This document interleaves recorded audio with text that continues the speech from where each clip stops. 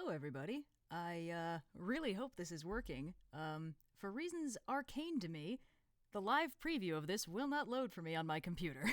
So, I hope you guys can hear me because, God, this is so stressful. For me anyway. I hope you guys are having a good time. Let's see. Can the chat hear me? Chat? I hope you can hear me. I'm seeing a lot of people yelling. So I'm just going to assume that you can hear me. We are here to read the most legendarily terrible fanfiction of all time, My Immortal. And I am nothing if not a glutton for narrative punishment, I guess. So, just to remind you why we're doing this, we are here to raise money for Feeding America's COVID-19 Response Fund. We hit $20,000 yesterday, which was amazing. Somehow, between last stream and this one, we hit $21,000, so thank you all so much. The goal for the night is to reach 25K, and then tomorrow we are going to be streaming Horizon Zero Dawn with Hello Future Me as our special guest. But I won't keep you waiting any longer. I know what you're here for. So for those of you who are unaware, this is the most legendarily bad fanfiction ever written. It is a Harry Potter fanfic. The author is kind of unknown. For the longest time, the author was completely unknown, and then I think back in 2017, someone was like, I wrote My Immortal, but then, like, their story had a whole bunch of holes in it, and now nobody knows who wrote My Immortal, which I feel like that's how it should be. You know, I'm not here to make fun of somebody who wrote this. I'm here to try and keep a straight face while I read what they wrote. Let me just do a last-minute check of the chat to see if you guys are doing okay. Oh, yeah. You guys seem to be doing A-okay. That's great. So, Chapter 1 of My Immortal. And, you may or may not know, these have author's notes interspersed. They are in parentheses, they start with AN, they are often horrendously misspelled, and, they are special notes from the mysterious creator of this story to us. And I cannot possibly communicate these misspellings accurately, so you're just gonna have to bear with me on this one. Author's note. Special thanks, get it? 'Cause I'm gothic, to my GF, ew, not in that way, Raven, Bloody Tears 666 for helping me with the story and spelling. You rock. Justin, you're the love of my depressing life. You rock too. MCR rocks. And then about 35 X's. Hi, my name is Ebony Darkness Dementia Raven Way, and I have long ebony black hair. That's how I got my name. With purple streaks and red tips that reaches my mid-back and icy blue eyes like limpid tears, and a lot of people tell me I look like Amy Lee. Author's note, if you don't know who that is, I gotta get this right. If you don't know who she is, get the hell out of here. I'm not related to Gerard Way, but I wish I was because he's a major fucking hottie. I'm a vampire, but my teeth are straight and white. I have pale white skin. I'm also a witch, and I go to a magic school called Hogwarts in England, where I'm in the 7th year. I'm 17. I'm a goth, in case you couldn't tell, and I wear mostly black. I love Hot Topic, and I buy all my clothes from there. For example, today I was wearing a black corset with matching lace around it and a black leather miniskirt, pink fishnets, and black combat boots. I was wearing black lipstick, white foundation, black eyeliner, and red eyeshadow. I was walking outside Hogwarts. It was snowing and raining, so there was no sun, which I was very happy about. A lot of preps stared at me. I put up my middle finger at them. Hey, Ebony, shouted a voice. I looked up. It was Draco Malfoy. What's up, Draco? I asked. Nothing, he said shyly. But then I heard my friends call me and I had to go away.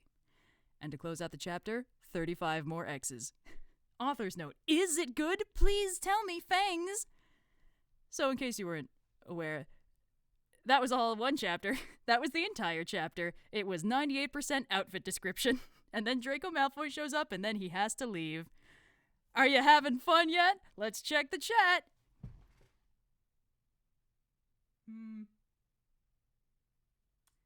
Well, We already made about $100 additional during that, so I guess we're gonna stay the course. I'm glad you guys are having fun with this. Chapter 2. Author's Note. Thanks to Bloody Tears 666 for helping me with the chapter. BTW Prep, stop flaming my story, okay? 35 X's. The next day, I woke up in my bedroom. It was snowing and raining again. I opened the door of my coffin and drank some blood from a bottle I had. My coffin was black ebony, and inside it was hot pink velvet with black lace on the ends. What ends? I got out of my coffin and took of my giant MCR t-shirt, which I used for pajamas. Instead, I put on a black leather dress, a pentagram necklace, combat boots, and black fishnets on. I put on 4 pairs of earrings in my pierced ears and put my hair in a kind of messy bun. My friend Willow, author's note, Raven, this is you, woke up then and grinned at me. She flipped her long, waist-length raven black hair with pink streaks and opened her forest green eyes. She put on her Marilyn Manson t-shirt with a black mini, fishnets, and pointy high-heeled boots. We put on our makeup, black lipstick, white foundation, and black eyeliner. OMFG, I saw you talking to Draco Malfoy yesterday, she said excitedly. Yeah, so? I said, blushing. Do you like Draco? She asked as we went out of the Slytherin common room and into the Great Hall. No, I so fucking don't, I shouted. Yeah, right, she exclaimed. Just then, Draco walked up to me. Hi, he said. Hi, I replied flirtily. Guess what, he said. What, I asked. Well, Good Charlotte are having a concert in Hogsmeade, he told me.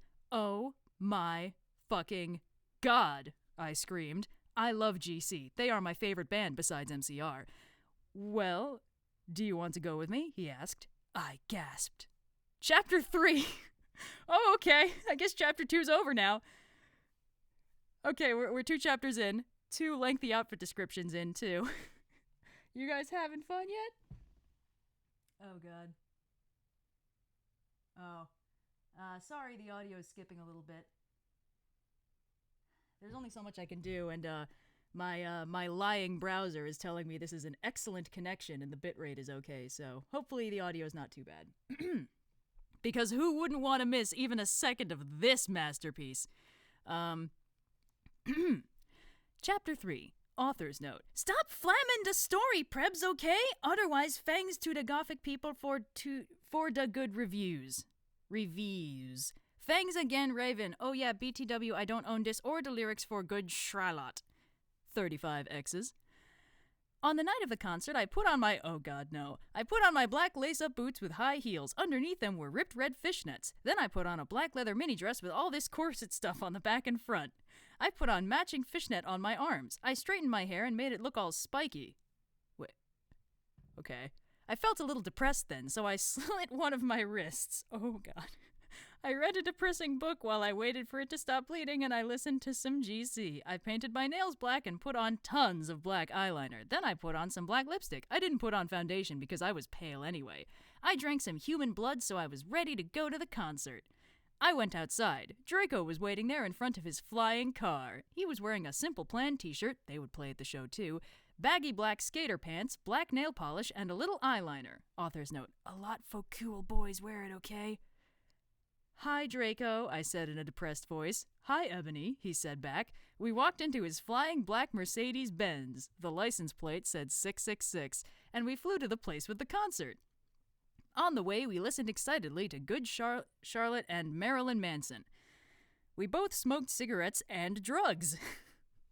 When we got there, we both hopped out of the car. We went to the mosh pit at the front of the stage and jumped up and down as we listened to Good Charlotte. I'm guessing these are lyrics. You come in cold, you're covered in blood, they're all so happy you've arrived, the doctor cuts your cord, hands you to your mom, she sets you free into this life, sang Joel, parentheses, I don't own the lyrics to that song, unclose parentheses. Joel is so fucking hot, I said to Draco, pointing to him as he sung, filling the club with his amazing voice. Suddenly, Draco looked sad. What's wrong? I asked as we moshed to the music. Then I caught on. Hey, it's okay, I don't like him better than you, I said. Really? Asked Draco sensitively, and he put his arm around me all protective. Really? I said. Besides, I don't even know Joel, and he's going out with Hillary fucking Duff. I fucking hate that little bitch, I said disgustedly, thinking of her ugly blonde face. God, this is so early 2000s. The night went on really well, and I had a great time. So did Draco. After the concert, we drank some beer and asked Benji and Joel for their autographs and photos with them. We got GC concert tees. Draco and I crawled back into the Mercedes-Benz, but Draco didn't go back to Hogwarts. Instead, he drove the car into the Forbidden Forest. Chapter 4! Oh my god. Okay. Let's see how we're doing. Making progress. I see you guys are loving the smoking drugs and the flying Mercedes-Benz. Very appropriate. And we've hit 21k and 600, which is good that we're making progress. Anyway, back to the good stuff. Chapter 4. Author's note. I said stop flaming, okay? Ebony's name is Enobi, not Mary Sue, okay? Draco is so in love with her that he is acting different. They knew each other before, okay? 35 X's. Draco, I shouted. What the fuck do you think you were doing? Draco didn't answer, but he stopped the flying car and he walked out of it. I walked out of it too, curiously. What the fucking hell? I asked angrily. Ebony? He asked. What? I snapped. Draco leaned in extra close, and I looked into his gothic red eyes, he was wearing color contacts, which revealed so much depressing sorrow and evilness, and then suddenly I didn't feel mad anymore. And then, suddenly, just as Draco kissed me passionately. Oh, gross. Alright, you guys ready to hear one of the worst written sex scenes outside of professional authorial writing? By the way, if you ever want to laugh, look up one of those worst sex scenes in history websites. They're really funny. Unless you're a child. Do not do that if you are a child. I didn't tell you to do that if you were a child. So, where was I? Yes. Suddenly, just as Draco kissed me passionately. Draco climbed on top of me, and we started to make out keenly against a tree. He took of my top, and I took of his clothes. I even took of my bra. Then he put his thingy in my you-know-what, and we did it for the first time. Oh, no. Well... Uh-oh. Wait. Oh no, I think the stream might be being weird. Hold on.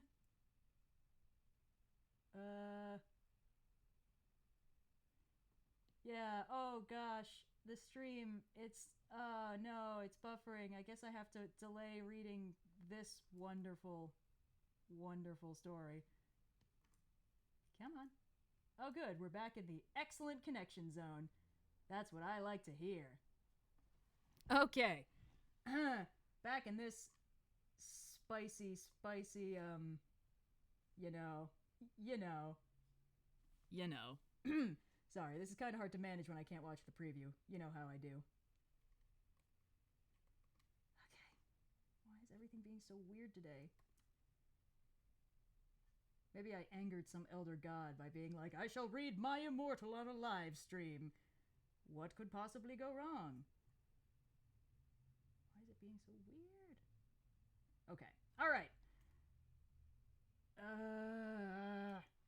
Yeah. The internet itself is rebelling against this book. Storybook.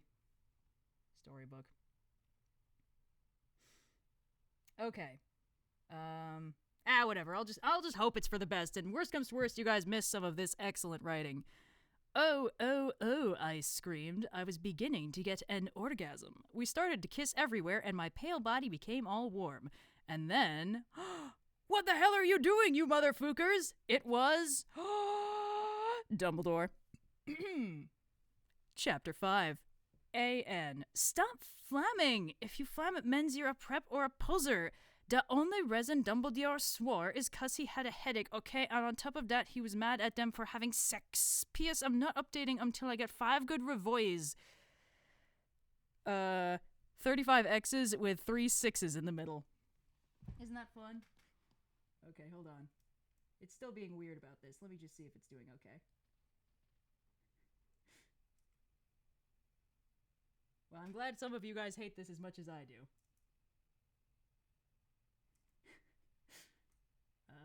Stream. Why must you do this to me? Actually, you know what? I can't be that mad at it. It's saving me from having to do this. Anyway, Dumbledore made and Draco and I follow him. He kept shouting at us angrily. You ludicrous fools, he shouted. Ludicrous is spelled like the rapper. I started to cry tears of blood down my pallid face. Draco comforted me. When we went back to the castle, Dumbledore took us to Professor Snape and Professor McGonagall, who were both looking very angry. They were having sexual intercourse in the Forbidden Forest, he yelled in a furious voice. Why did you do such a thing, you mediocre dunces? Asked Professor McGonagall. "How dare you?" demanded Professor Snape. And then Draco shrieked, "Because I love her!" Everyone was quiet. Dumbledore and Professor McGonagall looked mad, but Professor Snape said, "Fine, very well. You may go up to your rooms." Draco and I went upstairs while the teachers glared at us. "Are you okay, Ebony?" Draco asked me gently.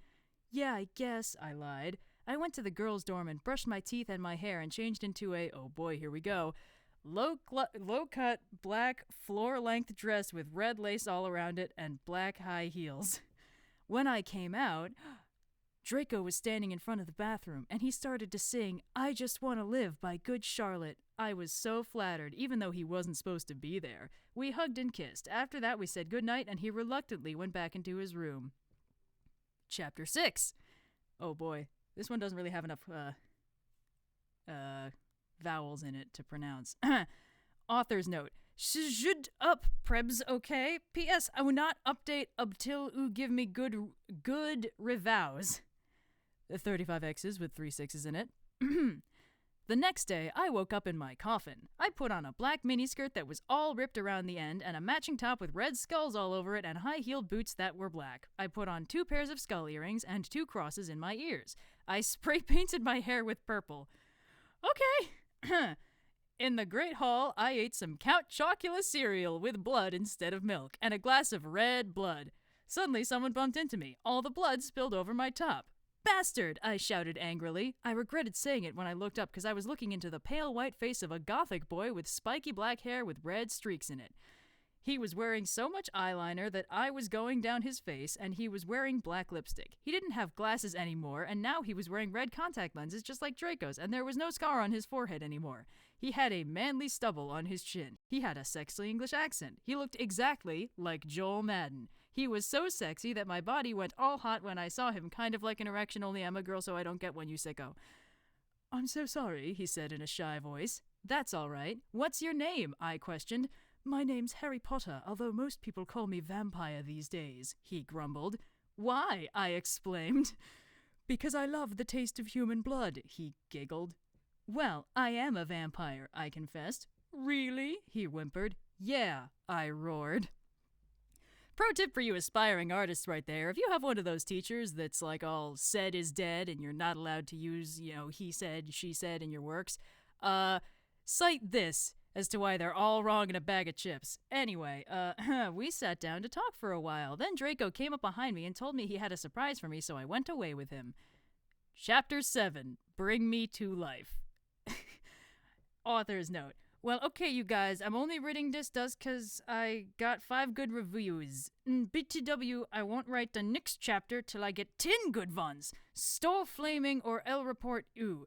Evony isn't a Maria Sue, okay? She isn't perfect. She's a satinitz. And she has problems. She's depressed, for God's sake. 35 X's with 3 6's in the middle. Let me just take a hot second to see how we're doing. Okay, we're doing okay. We're making slow progress. Draco and I held our pale white hands with black nail polish as we went upstairs. I was wearing red Satanist things on my nails in red nail polish. Author's note. See, does that sound like a Mary Sue to you? I waved to Vampire. Dark misery was in his depressed eyes. I guess he was jealous of me that I was going out with Draco. Given her previous implications about her thoughts on gay people, I'm getting the feeling that wasn't intended the way it came across. But anyway, I went upstairs excitedly with Draco. We went into his room and locked the door. Then, ... oh no, here we go. We started Frenching passively, and we took off each other's clothes enthusiastically. He felt me up before I took off my top. Then I took off my black leather bra, and he took off his pants. We went on the bed and started making out naked, and then he put his boy's thingy in mine. Oh, and we had sex. See, is that stupid? Oh, Draco, Draco, I screamed while getting an orgasm when all of a sudden I saw a tattoo I had never seen before on Draco's arm. It was a black heart with an arrow through it. On it in bloody Gothic writing were the words, Vampire! I was so angry. You bastard, I shouted angrily, jumping out of the bed. No, but you don't understand, Draco pleaded, but I knew too much. No, you fucking idiot, I shouted. Oh, geez. You probably have AIDS anyway. Ooh, early 2000s. I put on my clothes all huffily and then stomped out. Draco ran out even though he was naked. He had a really big you-know-what, but I was too mad to care. I stomped out and did so until I was in Vampire's classroom, where he was having a lesson with Professor Snape and some other people. Vampire Potter, you motherfucker, I yelled. Chapter 8. Author's note. Stop flassing, okay? If you do, then you are a prep. 35 X's with 3 6s in it. How you guys doing? Pretty good, looks like. Everyone in the class stared at me, and then Draco came into the room even though he was naked, hey, continuity, and started begging me to take him back. Ebony, it's not what you think, Draco screamed sadly. My friend, Bloody Mary Smith, smiled at me understatedly. She flipped her long waist spelled like W-A-S-T-E, by the way, gothic black hair, and opened her crimson eyes like blood that she was wearing contact lenses on. She had pale white skin that she was wearing white makeup on. Hermione was kidnapped when she was born. Her real parents are vampires, and one of them is a witch, but Voldemort killed her mother, and her father committed suicide because he was depressed about it. She still has nightmares about it, and she is very haunted and depressed. It also turns out her real name is Smith and not Granger. Since she has converted to Satanism, she is in Slytherin now, not Gryffindor. What is it you desire, you ridiculous dimwit? Snape demeaned angrily in his cold voice, but I ignored him. Vampire, I can't believe you cheated on me with Draco, I shouted at him. Wait. Okay. Everyone gasped. Okay, this next paragraph isn't, like, in quotes, so it's not anyone saying anything, but it's like suddenly not from Ebony's perspective. I don't know why Ebony was so mad at me. I had went out with Vampire, I'm bi, and so is Ebony. Oh, okay, she changed her tune pretty quick. For a while, but then he broke my heart. He dumped me because he liked Brittany, a stupid, preppy fucker. We were just good friends now. He had gone through horrible problems, and now he was gothic. Haha, like I would hang out with a prep. But I'm not going out with Draco anymore, said Vampire. Yeah, fucking right. Fuck off, you bastard, I screamed. I ran out of the room and into the Forbidden Forest where I had lost my virility to Draco, and then I started to burst into tears. Chapter 9. Oh god, no. How you guys doing? Let's check the chat. Okay. Cool. You guys seem to be having fun. I'm seeing a lot of poop emojis, which is a good sign.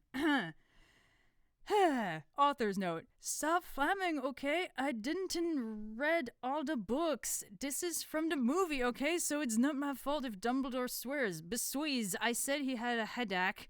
And the reason Snap doesn't like Harry now is cause he's Christian and Vampire's a Satanist. MCR rocks! 35 X's with 3 6s in the middle. I was so mad and sad. I couldn't believe Draco for cheating on me. I began to cry against the tree where I did it with Draco. Then all of a suddenly, a horrible man with red eyes and no nose and everything started flying towards me on a broomstick. He didn't have a nose, basically like Voldemort in the movie, and he was wearing all black, but it was obvious he wasn't gothic. It was Voldemort! No, I shouted in a scared voice, but then Voldemort shouted imperious, and I couldn't run away. Crookshanks, I shouted at him. Wait. Oh, okay. Voldemort fell of his broom and started to scream. I felt bad for him, even though I'm a sadist, so I stopped. Ebony, he yelled, thou must kill Vampire Potter. I thought about Vampire and his sex eyes and his gothic black hair and how his face looks just like Joel Madden. I remembered that Draco had said I didn't understand, so I thought, what if Draco went out with Vampire before I went out with him, and they broke up? No, Voldemort, I shouted back. Voldemort gave me a gun. No, please, I begged. Thou must, he yelled. If thou dost not, then I shall kill thy beloved Draco. How did you know? I asked in a surprised way. Ooh. Okay, there's a word in this one I'm not going to use, and I'm going to replace it with another one. Don't worry, you're not missing anything. Voldemort got a dude you're so stupid look on his face. I hath telekinesis, he answered cruelly. And if you doth not kill Vampire, then thou know what will happen to Draco, he shouted. Then he flew away angrily on his broomstick. I was so scared and mad I didn't know what to do. Suddenly Draco came into the woods. Draco, I said. Hi. Hi, he said back, but his face was all sad. He was wearing white foundation and messy eyeliner, kind of like a pentagram. Get it? Oh, I get. Kind of like a pentagram, get it, between Joel Madden and Gerard Way. Are you okay? I asked. "No," he answered. "I'm sorry I got all mad at you, but I thought you cheated on me," I expelled. "That's okay," he said, all depressed, and we went back into Hogwarts together, making out. Oh, no. Jeez, this writer makes herself really hard to like for some reason.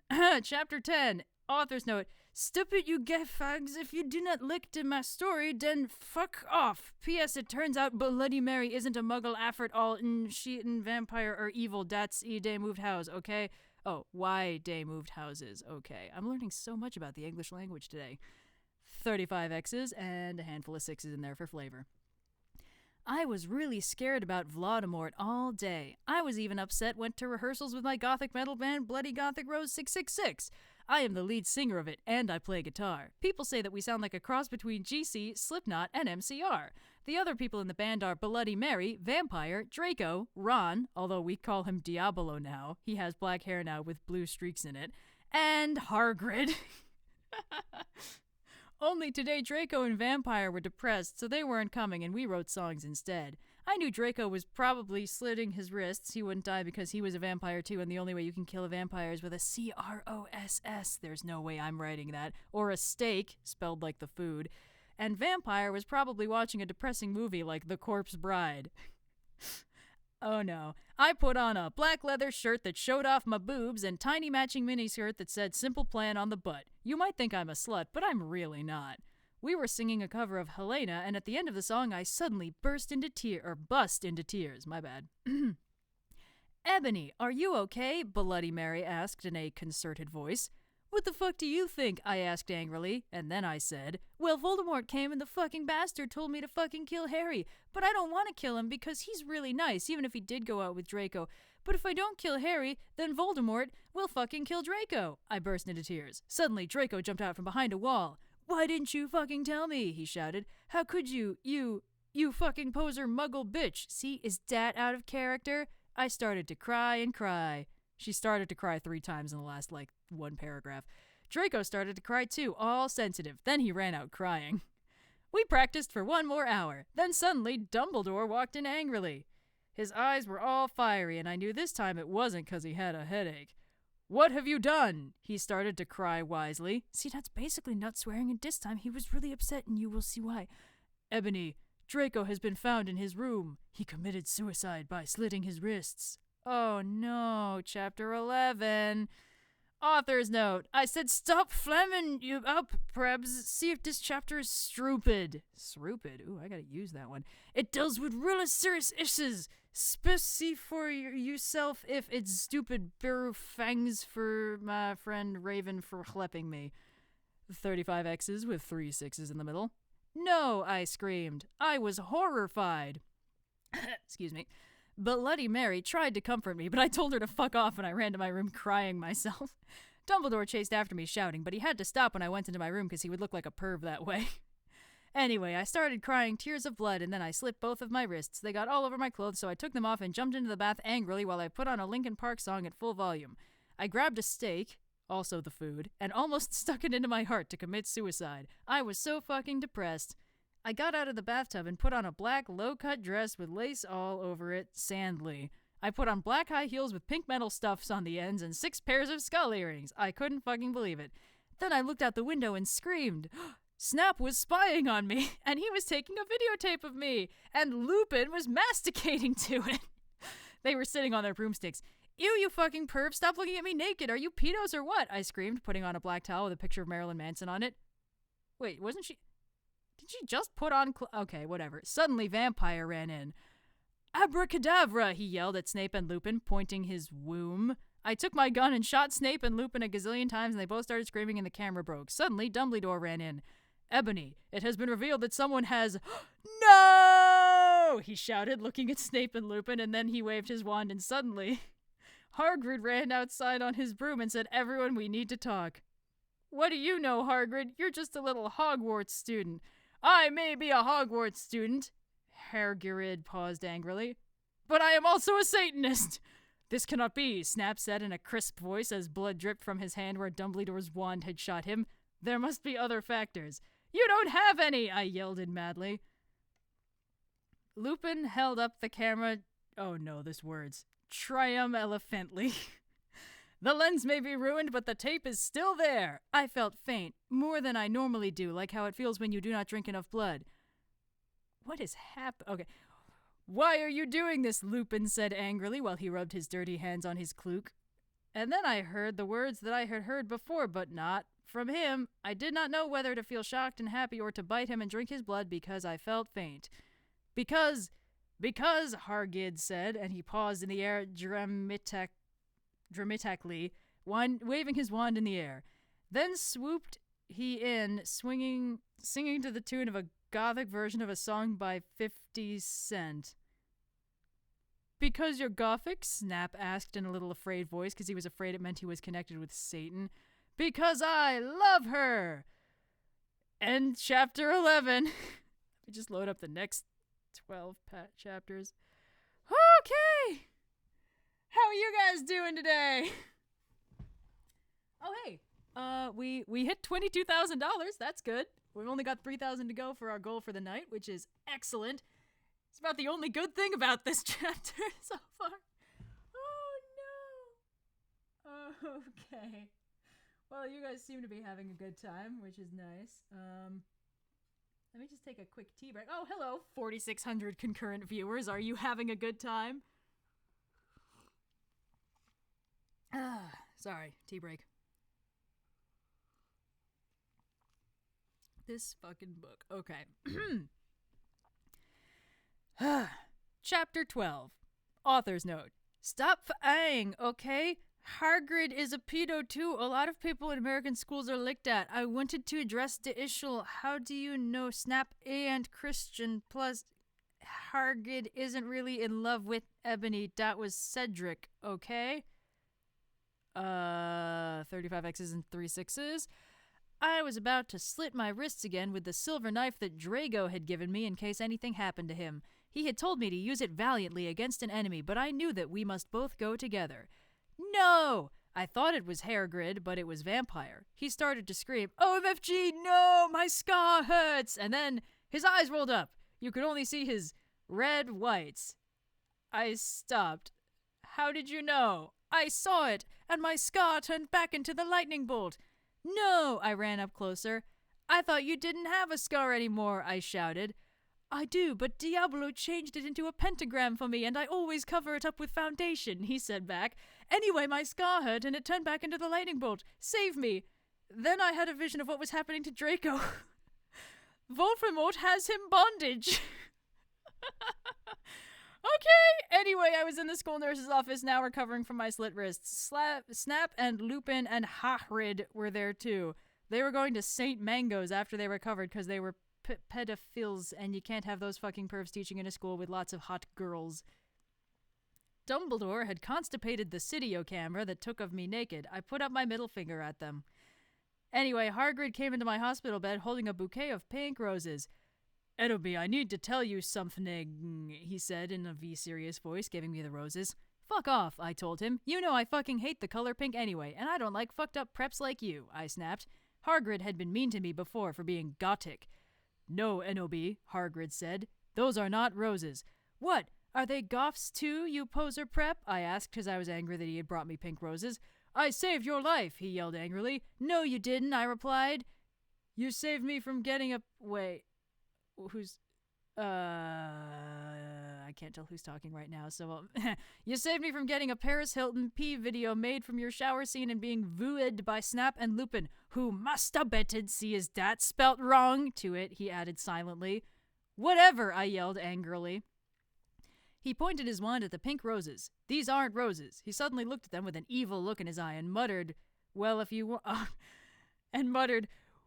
wanted honesty, that's all you had to say. That's not a spell, that's an MCR song, I corrected him wisely. I know, I was just warming up my vocal cords. Then he screamed, Petulus Marengo mi cremically romancio. For all you cool gothic MCR fans out there, that is a tribute, especially for Raven, I love you girl, emo noto okeo. And then the roses turned into a huge black flame floating in the middle of the air, and it was black. Now I knew he wasn't a prep. Okay, I believe you. Now WTF is Draco. Hairgrid rolled his eyes. I looked into the balls of flame, but I could see nothing. You see, NLB, Dumbledore said, watching the two of us watching the flame. To see what is not the flames. Haha, your viewers flames got it. You must find yourself once, okay? I have found myself okay, you mean old man, Hagrid yelled. Dumbledore looked shocked. I guess he didn't have a headache or else he would have said something back. Hagrid stormed off back into his bed. You are a liar, Professor Dumbledore. Anyway, when I got better, I went upstairs and, oh boy, here we go, put on a black leather mini dress that was all ripped on the ends with lace on it. There was some corset stuff on the front. Then I put on black fishnets and black high-heeled boots with pictures of Billy Joe Armstrong on them. I put my hair all out around me so I looked like Samara from The Ring. If you don't know who she is, you are a prep, so fuck off. And I put on blood red lipstick, black eyeliner, and black lip gloss. You look kawaii, girl, Bloody Mary said sadly. Fangs, get it? You do too, I said sadly too, but I was still upset. I slit both of my wrists, feeling totally depressed, and I sucked all the blood. Is that like a vampire life hack? Like, out of blood? You have blood! Anyway. I cried again in my bathroom and put the shades on so Snap and Lupin couldn't spy on me this time. I went to some classes. Vampire was in the hair of magic creatures. He looked all depressed because Draco had disappeared and he had used to be in love with Draco. He was sucking some blood from a Hufflepuff. Hi, he said in a depressed way. Hi, back, I said in a wookily said way. We both looked at each other for some time. Harry had beautiful red gothic eyes so much like Draco's.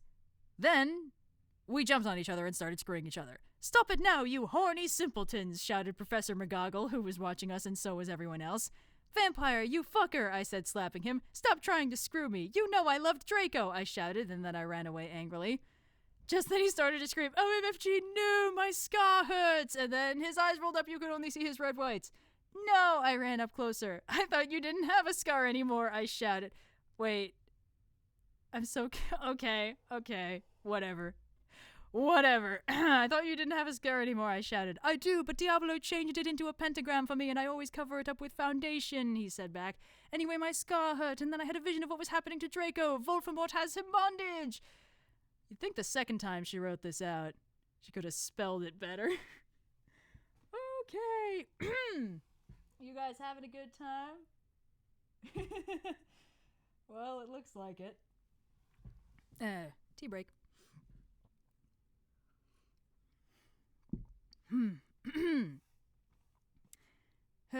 35 X's with some 6's in it. Special thanks to Raven, my Gothic's blood sister. What TF you're supposed to writ this? Hey Raven, do you know where my sweater is? Okay. Chapter 13. Author's note. Raven, thanks for gelping me again. I'm sorry I took your poster of Gerard, but that guy is such a fucking sex bomb. Preb, stop flamganging. 35 X's with 3 6's. Vampire and I ran up the stairs looking for Dumbledore. We were so scared. Dumbledore, we both yelled. Dumbledore came there. What is it that you want now, you despicable snobs? He asked angrily. Voldemort has Draco, we shouted at the same time. He laughed in an evil voice. No, don't. We need to save Draco, we begged. No, he said meanly. I don't give a darn what Voldemort does to Draco. Not after how much he misbehaved in school, especially with you, Ebony, he said while he frowned looking at me. Besides, I never really liked him that much anyway. Then he walked away. Vampire started crying. My Draco, he moaned. Author's note. Don't you think gay guys are like so hot? It's okay, I tried to tell him, but that didn't stop him. He started to cry tears of blood. Then he had a brainstorm. I had an idea, he exclaimed. What? I asked him. You'll see, he said. Oh, Jesus. He took out his wand and did a spell. Then, suddenly we were in Voldemort's lair. Sorry, how's that? Suddenly we were in Voldemort's lair. I thought you couldn't operate on the grounds of Hogwarts. Anyway, we ran in with our wands out just as we heard a croon voice say, Alakadabra. It was Voldemort. Chapter 14. Author's note. Fuck off, Prebs, okay? Raven, thanks for helping again. I'm sorry I couldn't update, but I was depressed and I had to go to the hospital because I slipped my wrists. P.S. I'm not updating till you give me 10 God revoyus. 35 X's and 3 6's. Warning. Some of this chapter is extremely scray. Vioir excretion advised. Okay. Excuse me. Okay. We ran to where Voldemort was. It turned out that Voldemort wasn't there. Instead, the fat guy who killed Cedric was. Draco was there crying tears of blood. Snaketail was torturing him. Vampire and I ran in front of Snaketail. "Rid my sight, you despicable preps," he shouted as we started shooting him with the gun. Then suddenly he looked at me and fell down with a lovey-dovey look in his eyes. Okay. "Ebony, I love you. Will you have sex with me?" he said. And Dissy is 16 years old, so he's not a pedophile, okay? "Huh?" I asked. "Enobi, I love you. Will you have sex with me?" asked Snaketail. I started laughing crudely. "What the fuck? You torture my BF and then you expect me to fuck you? God, you are so fucked up, you fucking bastard," I said angrily. Then I stabbed him in the heart. Blood poured out of it like a fountain. "No!" he screamed. He started screaming and running around. Then he fell down and died. I burst into tears sadly. "Snaketail, what art thou doing?" called Voldemort. Then he started coming. We could hear his high heels clacking to us. So we got on our broomsticks and we flew to Hogwarts. We went to my room. Vampire went away. Then I started crying. "What's wrong, honey?" asked Draco, taking off his clothes so we could screw. He had a sex pack, get it, 'cause he's so sexy, and a really huge you-know-what and everything. "It's so unfair," I yielded. "Why can't I just be ugly or plain like all the other girls in preps here except for Bloody Mary because she's not ugly or anything?" "Why would you want to be ugly? I don't like the preps anyway. They are such fucking sluts," answered Draco. "Yeah, but everyone is in love with me. Like Snape and Lupin took a video of me naked. Hagrid says he's in love with me. Vampire likes me, and now even Snaketail is in love with me. I just want to be with you, okay, Draco? Why couldn't Satan have made me less beautiful?" I shouted angrily. Author's note, don't worry, Enobi isn't a snob or anything, but a lot of people have told her she's pretty. "I'm good at too many things. Why can't I just be normal? It's a fucking curse," I shouted, and then I ran away. Chapter 15! Author's note, "Stop flaming, okay, BTW, and you suck from no one. Every time someone flames me, I'm gonna slip my wrists. Thanks to Raven for clippin'. Sorry, clippin'. Didn't want to get that one wrong. 35 X's and 3 6's. "Ebony, Ebony," shouted Draco sadly. "No, please, come back." But I was too mad. "Whatever. Now you can go and have sex with Vampire," I shouted. I stormed into my room and closed my black door with my blood-red key. It had a picture of Marilyn Manson on it. He looked so sexy in a way that reminded me of Draco and Vampire. I started to cry and weep. I took a razor and started to slit my wrists. I drank the blood all depressed. Then I looked at my black GC watch and noticed it was time to go to biology class. Ugh, mood, am I right? Criminy. I put on a short, ripped black gothic dress that said anarchy on the front in blood-red letters and was all ripped and a spiky belt. Under that, I put on ripped black fishnets and boots that said Joel all over them with blood-red letters. I put my ebony black hair out. Anyway, I went downstairs, feeling all sad and depressed as usual. I did some advanced biology work. I was turning a bloody pentagram into a black guitar. Suddenly, the guitar turned to Draco. What? Okay. "Enobi, I love you," he shouted sadly. "I do not care what those fucker preps and posers think. You're the most beautiful girl in the world. Before I met you, used to want to commit suicide all the time. Now I just want to fucking be with you. I fucking love you." Then, he started to sing Duck Chronicles of Life and Death. We considered it our song now because we fell in love when Joel was singing it, right in front of the entire class. His singing voice was so amazing and gothic and sexy, like a cross between Gerard, Joel, Chester, Pierre, and Marilyn Manson. Author's note, don't you think those guys are so hot? If you do not know who they are, then get the fuck out of here. "OMFG, I said after he was finished. Some fucking preps stared at us, but I just stuck up my middle fingers, they were covered in black nail polish and were entwined with Draco's now, at them. "I love you," I said, and then we started to kiss just like Hilary Duff, I fucking hate that bitch, and CMM in A Cinderella Story. Then we went away holding hands. Lupin shouted at us, but he stopped because everyone was clapping by how sexy we looked together. Then I saw a poster saying that MCR would have a concert in Hogsmeade. Right then. We looked at each other all shocked, and then we went together. Excuse me. Oh my god, this book is gonna kill me! Okay. You know, somehow I feel like I'm a little worried that we might finish this before the 2-hour mark. And on the other hand, this already feels like it's taking years off my life. Oh no. Do it for the children, man. We got about 2,500 to go today. Okay, chapter 16. Author's note. "You know what? shut up, okay? Prove to me you're not prebz. Raven, you suck, you fucking bitch. Give me back my fucking sweet, your substituritis. Raven, what the fuck, you bitch? You're supposed to do this. BGW Fangs 2, Brittany 5655 for Techin Japanese. Oh no. 35 X's and 3 6's, as is traditional. Oh god. We ran happily to Hogsmeade.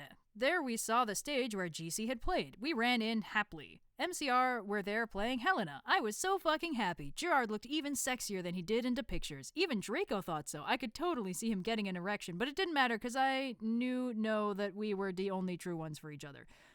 Oh god. I was wearing a black leather mini dress and black leather platinum boots. Black leather... what? Okay. With red ripped fishnets. Draco was wearing a black baggy MCR t-shirt and black baggy pants. Anyway, we stated moshing to Helena, sorry. We Frenched. We ran up to the front of the band to stage dive. Suddenly, Gerard pulled off his mask. So did the others. We gasped. It wasn't them at all. It was...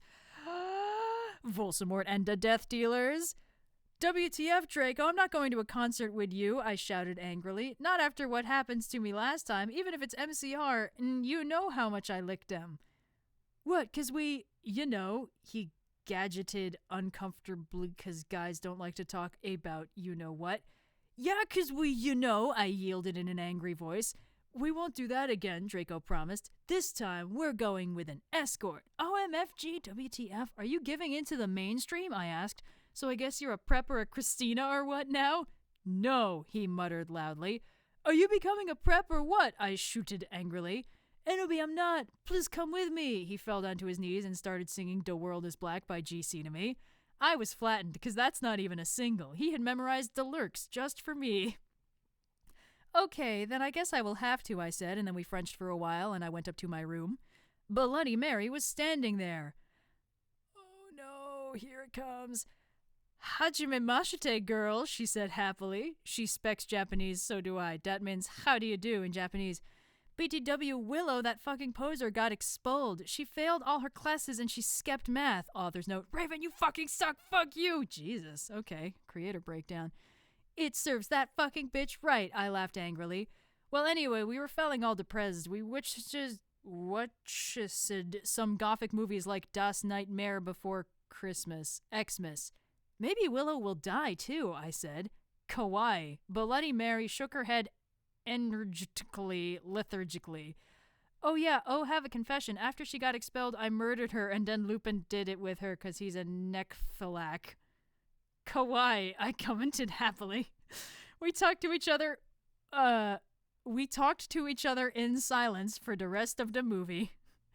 Oh, hey, BTW, I'm going to a concert with Draco tonight in Hogsmeade with MCR, I said. I need to wear, like, the hot set outfit ever. Bloody Mary nodded energetically. OMFG totally, let's go shopping. In Hot Topic, right? I asked, already getting out my special Hot Topic loyalty cards. No, my head snaped up. What? My head spewing. I could not believe it. Bloody Mary, are you a prep? No! No! She laughed. I found some cool gothic stores near Hogwarts, that's all. Who told you about them? I asked, sure it would be Draco or Diablo or Vampire. Don't even say that name to me. Or me. Dumbledore, she said. Let me just call our Brahms. OMFFG, Dumbledore? I asked quietly. Yeah, I saw the map for Hogsmeade on his desk, she told me. Come on, let's go. Okay.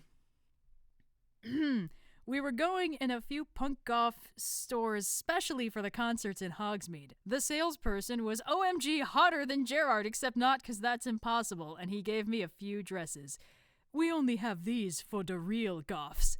The real goths? Me and Bloody Mary asked. Sorry, Bloody Mary, there's an apostrophe. Yeah, you wouldn't believe how many posers there are in this town, man. Yesterday, Lupin and Snap tried to buy a gothic camera pouch. He shook his head. I didn't even know they had a camera. OMFG, no, they're gonna spy on me again, I cried, running out of the changing room wearing a long black dress with lots of red tulle coming out and very low cut with a huge slit. Oh my Satan, you have to buy that outfit, the salesperson said. Yeah, it looks totally hot, said Bloody Mary. You know what? I'm gonna give it to you free, 'cause you look really hot in that outfit. Hey, are you gonna be at the concert tonight? He asked. Yeah, I actually am. Sorry. Yeah, I am actually. I looked back at him. Hey, BTW, my name's Ebondi Darkness Dementia Taraway. What's yours? Tom Ridd, he said, and ran a hand through his black-dyed hair. Maybe I'll see you there tonight.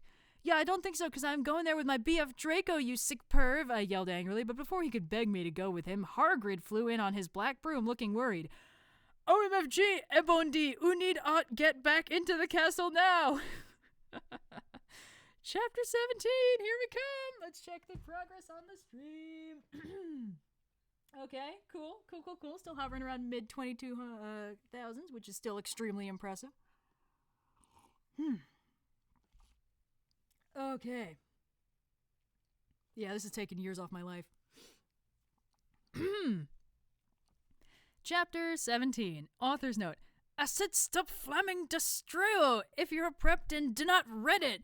You can tell whether you are a prep or not by my quiz. It's on my homepage. If you're not, then Urok. If you are, then Fook off. Peas Willow isn't really a prep. Raven, please do this. I'll promise to give you back your poster. 35 X's with 3 6's in it. Tom Riddle gave us some clothes and stuff for free. He said he would help us with makeup if he wanted, because he was really into fashion and stuff. His bisexual. Hang on. Excuse me. Hargrid kept shooting at us to come, that's not spelled right, back to Hogwarts. WTF, Hargrid, I shouted angrily. Fuck off, you fucking bastard. Well, anyway, Willow came. Hargrid went away angrily. Hey, bitch, you look kawaii, she said. Yeah, but not as kawaii as you, I answered sadly, because Willow's really pretty and everything. Didn't she die in the last chapter? Oh, well, why am I expecting continuity? She was wearing a short black corset thingy with blood red lace on it and a black blood red miniskirt, leather fishnets. Okay. And black pointy boots that showed off how pale she was. She had a really nice body with big bobs and everything. She was thin enough to be anorexic. Okay. So are you going to the concert with Draco? She asked. Yeah, I said happily. I'm going with Diablo, she answered happily. Well, anyway, Draco and Diablo came. They were both looking extremely hot and sexy, and oo could tell they thought we were hot, too. Diablo was wearing a black t-shirt that said 666 on it. He was wearing tons off makeup, just like Marilyn Manson. Draco was wearing black leather pants, a gothic black GC t-shirt, and black Vans he got from the Warped Tower. Bloody Mart was going to the concert with Dracola? Oh no, hold on. Sorry, I need a clear throat for this one. Dracola used to be called Navel, but it turned out that he was kidnapped at birth and his real family were vampires. They died, spelled like the thing you do to hair or clothes, in a car crash. Navel converted to Satanism and he went goth. He was in Slytherin now. He was wearing a black Warped t-shirt, black jeans and shoes, and black hair with red streaks in it. We call him Dracula now. Well, anyway, we all went to Draco's Black Mercy Benz, get it, 'cause we're giffic, that his dad Lucian gave him. We did pot, coke, and crack. Draco and I made out. We made fun of those stupid fucking preps. We soon got there. I gapsed. There we go. Gerard was the sexiest guy ever. He looked even sexier than he did in pics. He had long raven black hair and piercing blue eyes. He was really skinny and he had an amazing ethnic voice. We moshed to Helena and some other songs. Suddenly Gerard pulled off his mask. So did the other members. I gasped. It wasn't Gerard at all. It was an ugly preppy man with no nose and red eyes. Everyone ran away but me and Draco. Draco and I came. It was Voldemort and the Death Dealers. You moronic idiots, he shouted angstily. Enoby, I told you to kill vampire. Thou hast failed. And now, I shall kill thou and Draco. No, please, we begged sadly. But he took out his knife. Suddenly a gothic old man flew in, like the illness, on his broomstick. He had long black hair and a long black beard. He was wearing a black robe that said Avril Lavigne on the back. He shot at a spell and Voldemort ran away. It was Dumbledore. Woo! Who's having a good time. Chapter 18. Author's note. I said stop flamming. If you do, then you're a fucking prep. Thanks to Raven for the help and stuff. Iraq, you're not a prep. Thanks for my suitor. P.S. The other Ace and Dumbledore swore is cause he trained to be gothic. So dare. 35 X's and 3 6's. I woke up the next day in my coffin. So for those of you who haven't been paying attention, Raven/Willow, her buddy who does the proofreading, was apparently absent for the last 2 chapters, which is why the spelling suffered so bad. And now we're back to the point where most of it is kind of coherent. At least, spelled right. I woke up the next day in my coffin. I walked out of it and put on some black eyeliner, black eyeshadow, okay, not that well spelled, blood bed lipstick, and a black, really low-cut leather dress that was all ripped and in stripes so you could see my belly. I was wearing a skull belly ring with black and red diamonds inside it. The night before Draco and I went back to the skull, get it, skull, 'cause I'm gothic and I like death, Dumbledore chased Voldemort away. We flew there on our brooms. Mine was black and the broom stuff was blood red. There was lace all over it. Draco had a black MCR boom. We went back to our rooms and we had you-know-what to a Linkin Park song. Well, anyway, I went down to the Great Hall. There, all the walls were painted black, and the tables were black too. But you would see that there was pink pant underneath the black pant, and there were pastors of poser bands everywhere, like Ashley Simpson and the Backstreet Boys. WTF, I shouted, going to sit next to Bloody Mary and Willow. Bloody Mary was wearing a black leather mini with a good Shraloot t-shirt, black fishnets, and black pointy boots.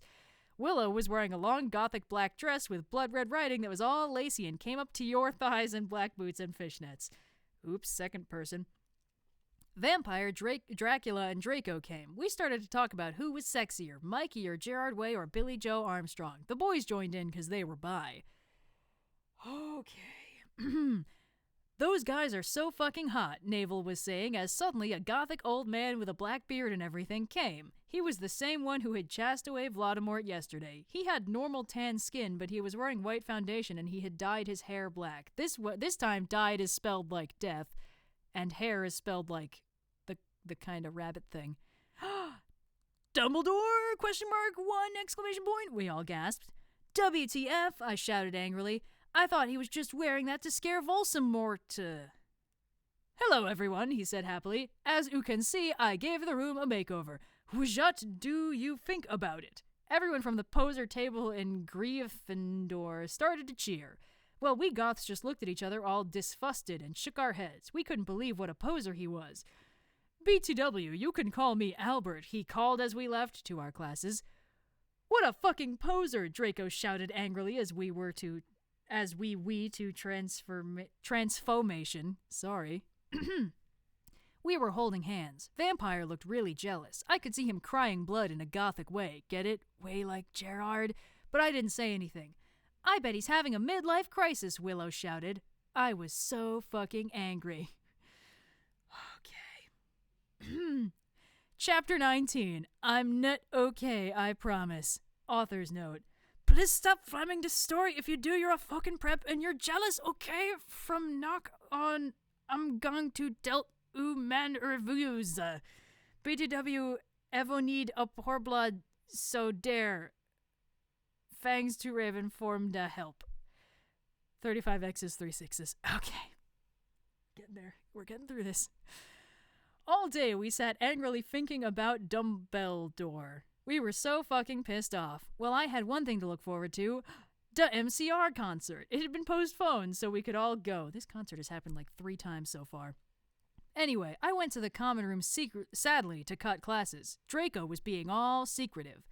I asked what it was, and he got all mad at me and started crying all hot and angsty. Aren't sensitive bi guys so hot? No one fucking understands me, he shouted angrily as his black hair, also spelled like the rabbit, went in his big blue eyes like Billy Joe in Boulevard of Borkin Dreams.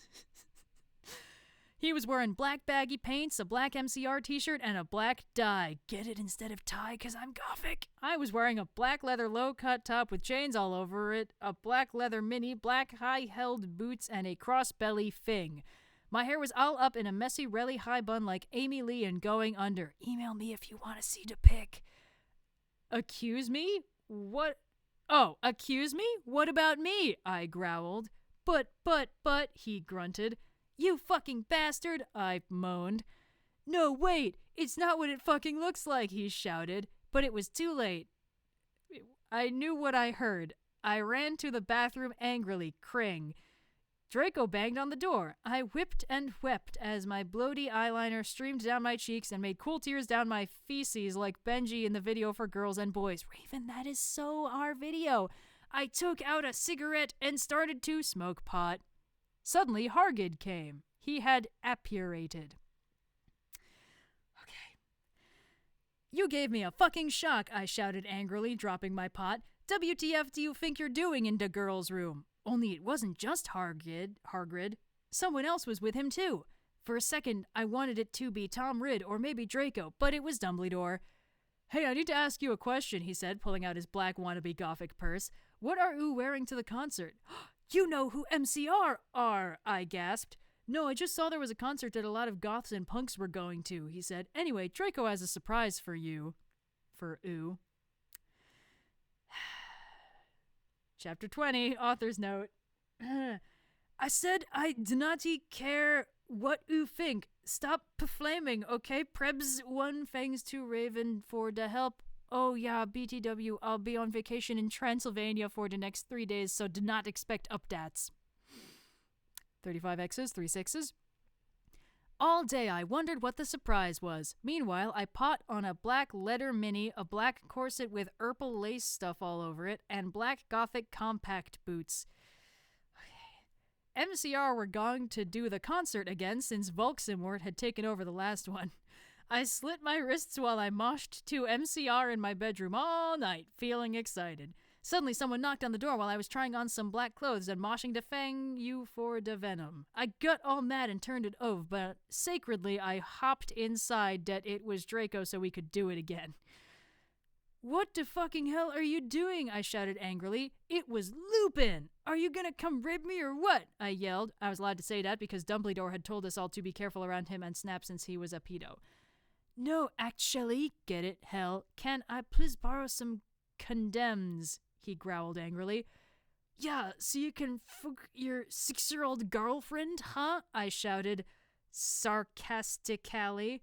Fooker, he said, gong away. Well, anyway, I put on some black eyeshadow, black eyeliner, and some black lipstick and white foundation. Then I gasped.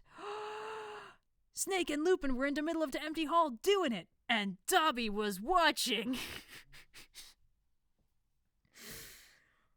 Okay, there's a lot going on here. Oh, but hey, we hit 23,000. That's great. Thank you guys so much. Is this worth it? I hope this is worth it for you. Okay, quick tea break, then it's back into the action, baby.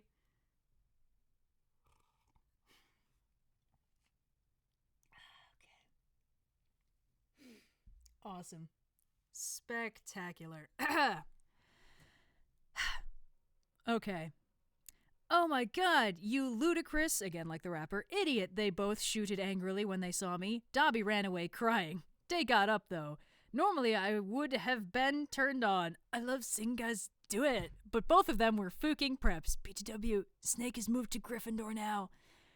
WTF, is that why you wanted condoms? I asked sadistically. See, I spelled that. Only you wouldn't give them to me, Lumpkin shouted angrily. Well, you should have told me, I replayed. You dimwit, Snake began to shoot angrily, and then I took out my black camera and took a pic of them. You could see that they were naked and everything.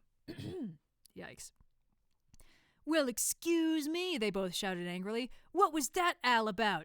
It was to blackmail, ooh, I snarked. So now next time you see me doing it with my boyfriend, you can't fucking rat me out or I'll show dis to Dumbledore. So fuck off, you bastards! I started to run. They chased me, but I threw my wound at them and they tripped over it. Okay, excuse me. Oh my god. This book is going to actually kill me.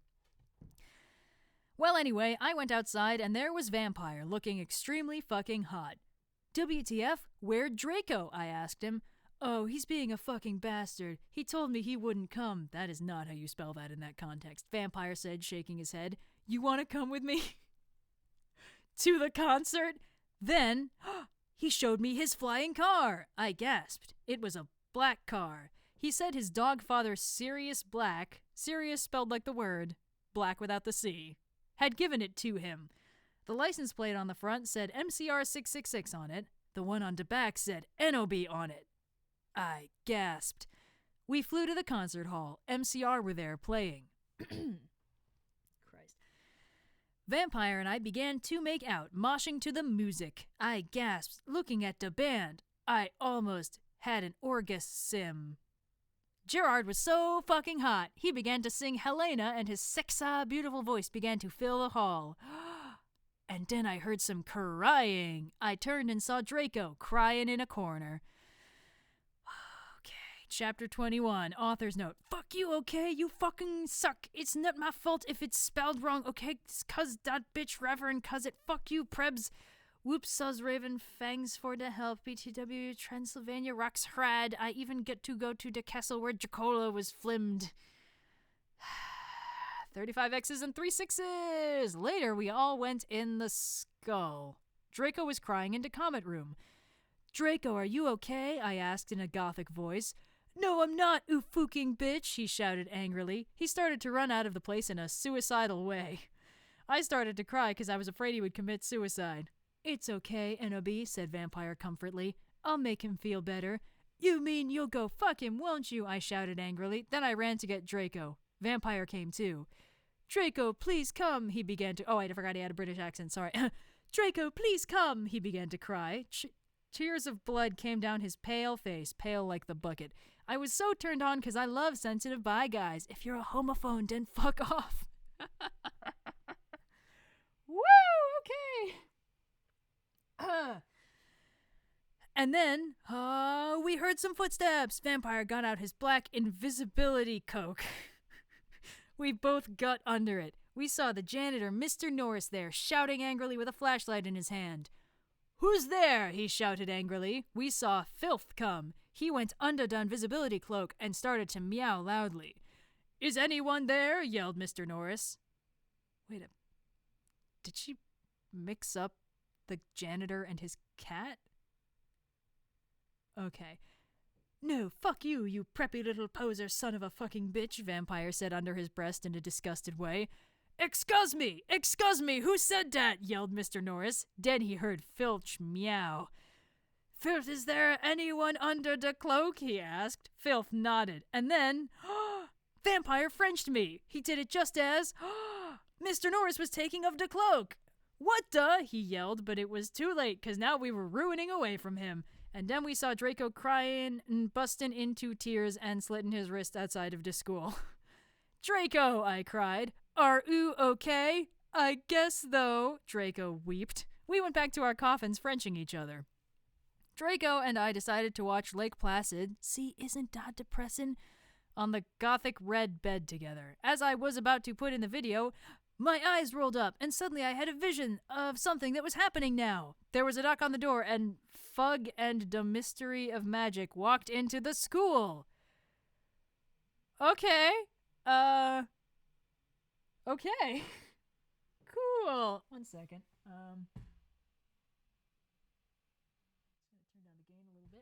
Just gonna turn down the gain a little bit so that the sound of my fan going crazy in the background doesn't corrupt this amazingly quality reading we're doing. Okay. Oh, boy. Chapter 22. Think we're halfway done, everybody. Author's note. STFU. Prep, stop flaming, okay? If you do not like it, fuck off. I know it's Mr. Norris. It's Raven's fault, okay? You suck. No, I'm just kidding, Raven. You fucking rock prebs suck one. Okay. 35 X's and 3 6s as per tradition. All day, everyone talked about the misery of magic. Well, anyway, I woke up the next day. I was in my coffin, so I opened the door. I was wearing black lacy leather pajamas. Jesus. Then I gasped. Standing in front of me were Bloody Mary, Vampire, Diablo, Draco, Dracula, and Willow. What is this, an intervention? I opened my crimson eyes. Willow was wearing a tight black leather top with pictures of bloody roses all over it. Under that, she wore a black poofy skirt with lace on it and black gothic boots that were attached to the top. Vampire was wearing a baggy Simple Plan t-shirt and baggy black pants and Vans.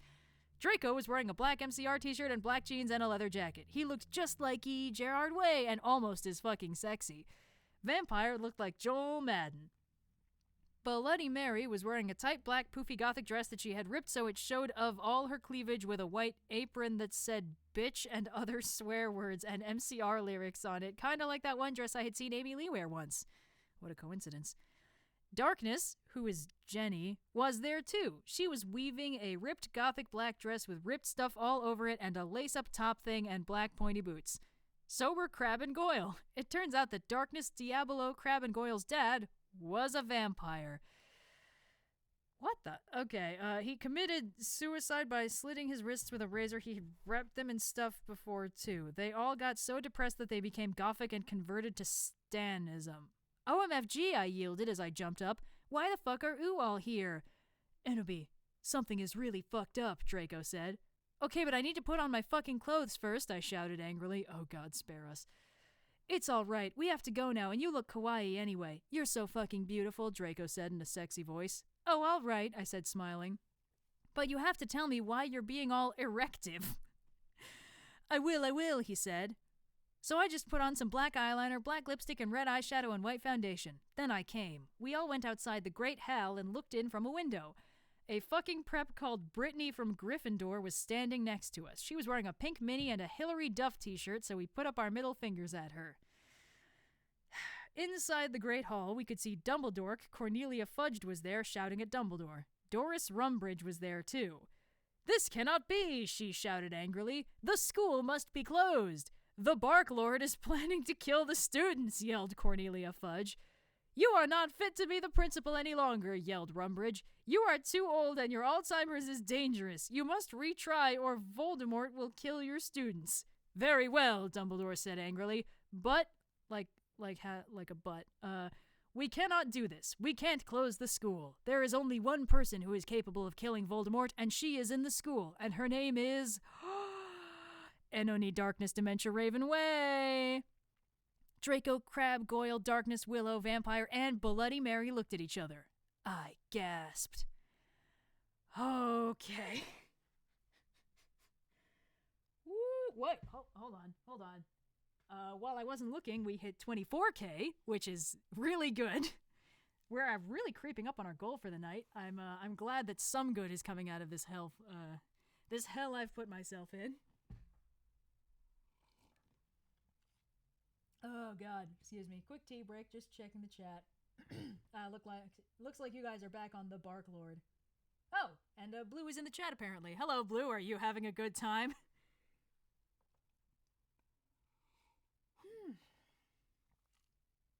Oh, Jesus. Okay. Whew.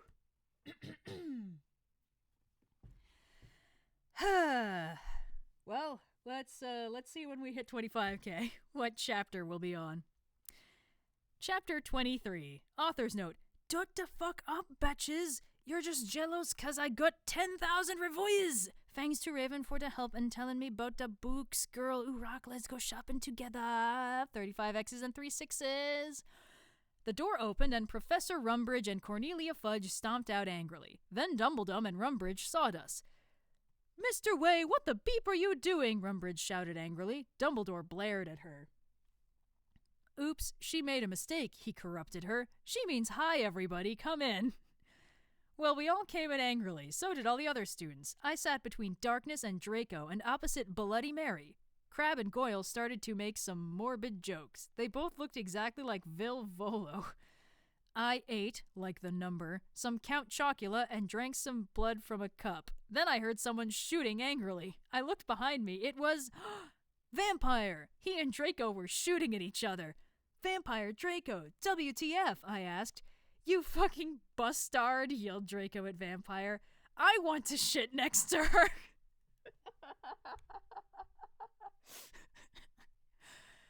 No, I do, he shouted. Sorry, no, I do, shouted. No, she doesn't fucking like ooh, you son of a bitch, yelled Draco. No, fuck you, you motherfucker. She laves me, not you, shouted Vampire. And then, he jumped on Draco. No, not in that way, ooh perv. They started to fight and beat up each other. Dumbledore yelled at them, but they didn't stop. All of a sudden, a terrible man with red eyes and no nose flew on his broomstick. He had no nose and was wearing a gray robe. All the glass in the window he flew through fell apart. Brittany, that fucking prep, started to cry. Vampire and Draco stopped fighting. I stopped eating. Everyone gasped. The room fell silent. Voldemort! Ebony, Darth Vader said evilly in his raspy voice. Thou have failed your mission. Now I shall kill thou, and I shall kill Vampire as well. If thou does not kill him before, then I shall kill Draco too. Please don't make me kill him, please, I begged. No, he laughed crudely. Kill him, or I shall kill him anyway. Then he flew away cackling. Awesome. I bust into tears. Draco and Vampire came to contort me. Suddenly my eyes rolled up so they looked all cool and gothic. I had a vision where I saw some lightning flash and then Voldemort coming to kill Draco while Draco slit his wrists in a depressed way. No! I screamed sexily. Suddenly I locked up and stopped having the vision. Ebony, are you all right? Asked Draco in a worried voice. Yeah, I said sadly as I got up. Everything's all right, N.O.B., said Vampire, all sensitive. No, it's not, I shouted angrily. Tears of blood went down my face. OMFG, what if I'm getting possessed like in The Ring too? It's okay, girl, said Bloody Mary. Maybe you should ask Professor Sinister about what the visions mean, though. Okay, bitch, I said sadly, and then we went. Woo! Chapter 24, author's note. Prebz, stop flaming the story. You're just jealous, so fuck ooh. Okay, go to hell, Raven Fegs for the help. 35 X's and 3 6's. Well, we had deviation next, so I got to ask Professor Trivolry about the visions. Konnichiwa, everybody, come in, said Professor Sinister in Japanese. She smelled at me with her gothic black lipstick. She's the coolest fucking teacher ever. She had long, dead black hair with blood-red tips and red eyes. Her mom was a vampire. She's also half Japanese, so she speaks it in everything. She and Bloody Murray get along great. She's really young for a teacher. Today she was wearing a black leather top with red lace and a long, gothic black ripped dress. We went inside the black classroom with pastors of Emily the Strong. I raised my hand. I was wearing some black nail polish with red pentagrams on it. What is it, Ebony? She asked. Hey, I love her nail polish. Where'd you get it? Hot Topic? Yeah, I answered. All the preps who didn't know what HT was gave me weird looks. I gave them the middle finger. Well, I have to talk to you about some things. When do you want to do it? How about now? She asked. Okay, I said. Okay, class fucking dismissed, everyone, Professor Trivolry said, and she let everyone go. Except for you, Brittany, she pointed at Brittany and some other preps. Please do exercise, get it, 1 on page 3. Okay, I'm having lots of visions, I said in a worried voice. I'm so worried. Is Draco going to die? Well, she gave me a black crystal ball to lock in. I looked at it. What do you see? She asked. See like the letter, by the way. I said, I see a black gothic skull and a pentagram. That's all in quotes. Suddenly, there was a knock at the door. I looked at it. It was Draco. He was looking really sexy, wearing a black leather facet, a black gothic Linkin Park t-shirt, and black Congress shoes. Woo, okay. Not gonna say that word on this either. Okay, you can go now. See ya, said Professor Sinister. Bye, bitch, I said, waving. I went to Draco and Vampire was sitting next to him. We both followed Draco together, and I was so exhibited. Awesome. Hold on. Oh, hello, Blue. Yep. Class fucking dismissed, everybody. Trelawney is indeed keeping it real. Quick tea break before I dive into chapter 25.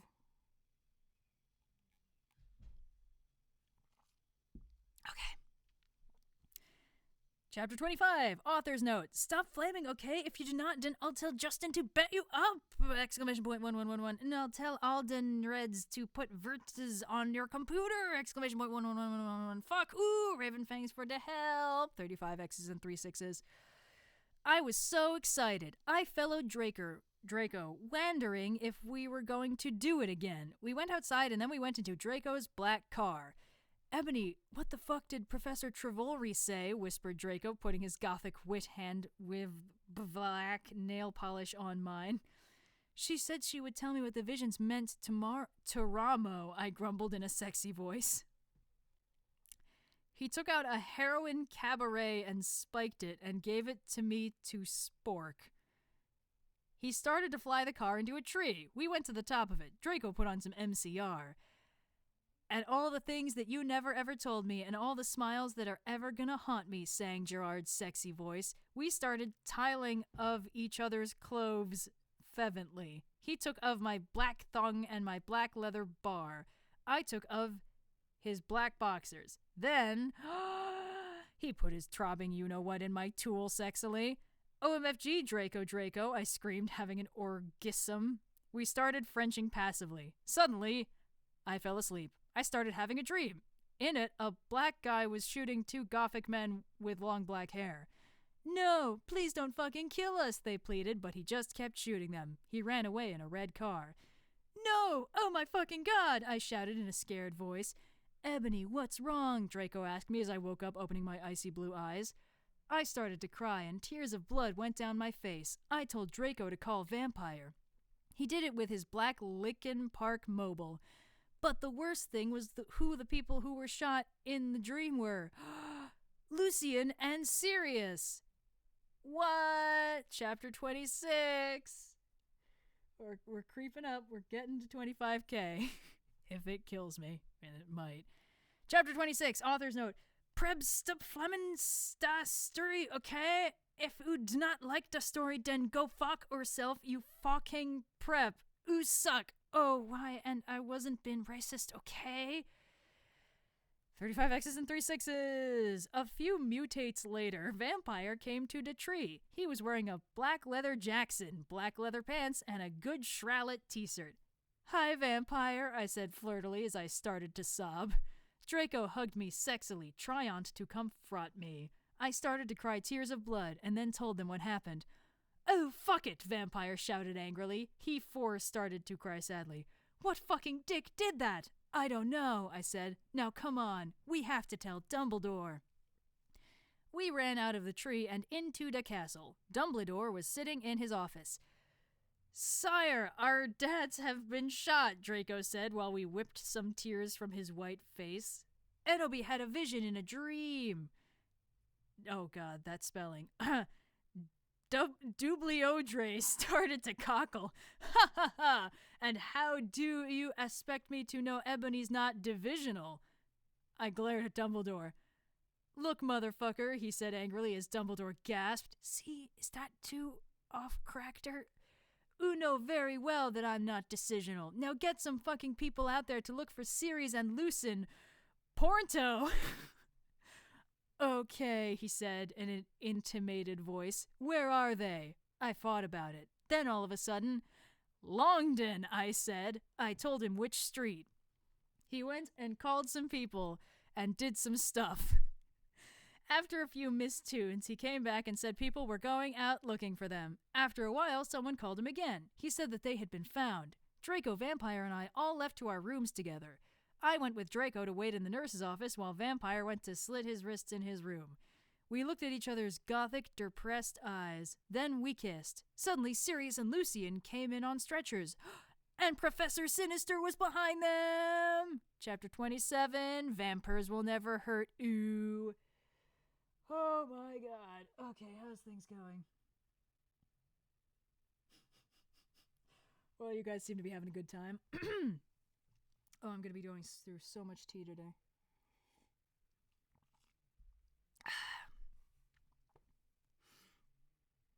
Alrighty.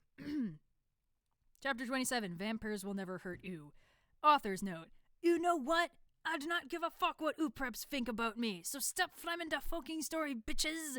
Thanks to Raven for your love and support and help. I love you girls, so as I couldn't upload lol. I was really depressed and I slipped my wrists and I had to go to the hospital. Raven, you rock girl! Exclamation point, 135 X's and 3 6s. Everyone in the room stated to cry happily. I had saved them. Draco, Lucian, Sirius, Bond, Vampire all came to hug me. The nurse started to give them medicine. "Come on, Enemy," said Professor Sinatra. Please don't. She was wearing a gothic black leader dress with a corset top and real vampire blood on it and fucking black platinum boots. I have to tell you the fucking perdition. I looked at Lucian, Seraphs, Drake, and Vampire. They nodded. I smelled happily and went into a dark room. I had changed Professor Sinister, took out some black cards. She started to look into a black crucible ball. She said, "Tara, I see Drac times are near," she said badly. She peered into the balls. "You see, you must go back in time." She took out a time toner like Bloody Mary had. When Voldemort was in Hogwarts before he became powerful, he get his hearth borken. Now, do you think he would still become Volxemort if he was in love? I shook my head. "You must go back in time and seduce him. It is the only way. If he is still evil, then you must kill him. You can come to my room tomorrow and you can do it." "Okay," I said sadly. "We did Death's Touch Sin." I went outside again sadly. "What fucking happened?" asked Draco and Vampire. "Yeah, what happened?" asked Darkness, Willow, and Boldy Mary. I was about to tell them, but everyone was there. They were celebrating Lucian and Sirius being fond. Everyone was proud of me, but I just wanted to talk to Draco. They were cheesing me name, and some reporters were there trying to interview Dumbledore. A banner was put up. Lots of fucking preps were there, obviously trying to be gothic, wearing the HIM sign on their hands, despite them not having actually heard of him. Okay. Even Mr. Norris looked happy. A black and red cake had been brought out. Crab and Goyle set up some fireworks in the shape of skulls from Wesley's Wizard Wises. I put on my invisibility cloak with Vampire and Draco, and we sneaked outside together. Oh my god. Hold on. Let's see how this is going. Oh, we're under $500 away for our goal for the night. I am amazed there are still 4,000 of you. Is it everything you dreamed it would be? Okay. Chapter 28, Author's Note. I said stop giffelmang the story. It was a miscat when Professor Rellery said that, okay? Go to fucking hell. Usak, thanks to Philly for the help. Raven, have fun with Kiwi. What? 35 X's and 3 6's. We went into a black room. The walls were black with portraits of gothic bands like MCR, GC, and Marilyn Manson all over them. A big black coffin was in the middle. Red velvet lined the black box. There were 3 chairs made of bones with real skulls in them. I was wearing a black corset bar with purple stuff on it, fishnet suckings, and a black leather thong underneath. I sat down on one of the chairs dispersedly. So did Draco and Vampire. "Are you okay?" Vampire asked. Oh, sorry. "Are you okay?" Vampire asked, potting his alabastard.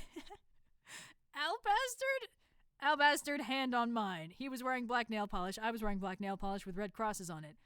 "Yeah, I guess," I said sadly. Draco also put his hand on mine sexily. I smiled sadly with my black lipstick. "The problem is, I have to seduce Volxemort. I'll have to go back in time." Draco started to cry sadly. Vampire hugged him. "It's okay, Ebobee," he said finally. "But what about me? You're not going to break up or anything, are you?" "Of course not," I gasped. "Really?" he asked. "Sure," I said. We Frenched sexily. Vampire looked at us longingly. Oh, gross. Then I took off Draco's MCR shrift and seductively took of his pants. He was hung like a Stallone. He had replaced the vampire tattoo that said Enobi on it. Black roses were around it. I gasped. He looked exactly like Gerard Way. Vampire took a video camera. I had said it was okay before. Consent is important. I took off my clothes, then we were in for the rid of airlift. Okay, awesome. We started fretching as we climbed into the coffin. He put his Spock in my you-know-what, and passively we did it. Oh, God. I love you, Ebobee. Oh, let me feel you. I need to feel you, he screamed as we got an orgasm. We watched Vampire filmed everything perfectly. Suddenly, What the fuck are you doing? It was Snope and Professor McGoggle. Chapter 29. Author's note. Sot das fuck up. Just jealous cause prep so fuck ooh. Raven Urak girl thanks for the help. MCR Rock 666. 35 X's and 3 6's. Oh my Satan, we screamed as we jamped out of the coffin. Snap and Professor McGonagall started to shoot at us angrily. Come now, Preacher McGonagall yielded. Preacher McGonagall. We did guiltily. We left the room putting on our clothes. Snoop garbed the caramel and put it in his pocket. Hey, what the fuck? Vampire shooted angrily. Yeah, Buster, what the fuck are you gonna do with the fucking camera? Draco demanded, all protective, looking at me longly with his gothic red eyes. Look, Dumbledore knows your little secret, and if you do this again, then ooh will go to St. Mango's, so give back the camera. Christ on a cracker, okay. Ha ha ha, the mystery of Mojic thinks he is crazy. There is no way Day will believe him, Snoop laughed meanly.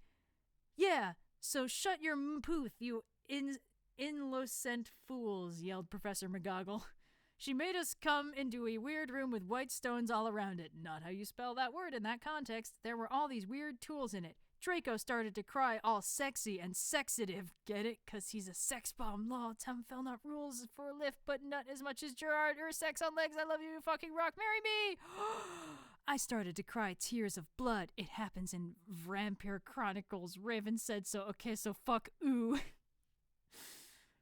Woo!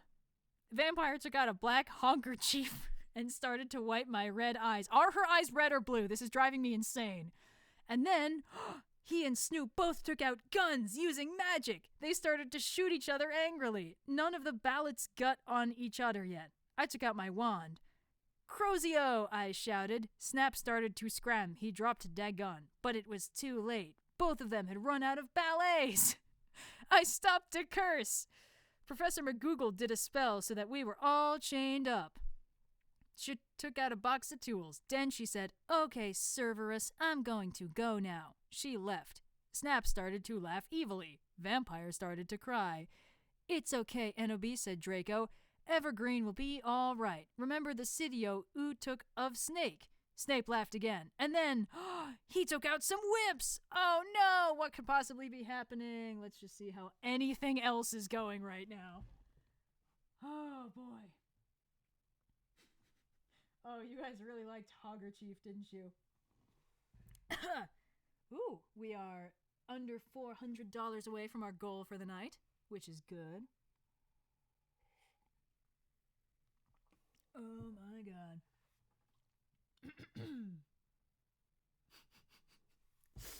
Oh, you guys really liked that magic gun bit, didn't you? Alrighty then.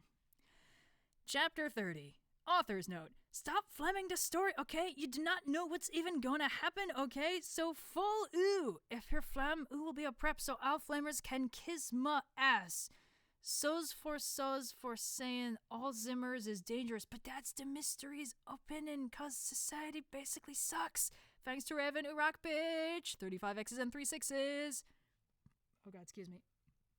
Oh, my body's rejecting this story. No! We screamed sadly. Snap started loafing meanly. He took out a camera. Anvilly. Then, he came towards Darko. He took some stones out of his pocket. He put the stones around Draco and knit a candle. What the fuck are you doing? I shooted angrily. Snoop laughed meanly. He pulled down his pants. I gasped. There was a dork mark on his you-know-what. He waved his wand and a knife came. There's no K in the word knife, by the way. He gave the knife to me. You must stab Romper, he said to me. If you don't, then I'll rap Draco. No, you fucking bastard, I yielded. But then Draco looked at me sadly with his evil gothic red eyes that looked so depressant and sexy. He looked exactly like a pentagram. Lol, get it? 'Cause I'm a Satanist. Between Kurt Cobain and Gerard. But then I looked at Vampire, and he looked so smexy too, with his gothic black hair. I thought of the time when we screwed, and the time I did it with Draco, and Dumbledore came, and the time where Draco almost committed suicide, and Vampire was so sportive. Snipe laughed angrily. He started to pray to Volxemort. He started to do an incantation, dancing around the Stokes, whipping Draco and Vampire.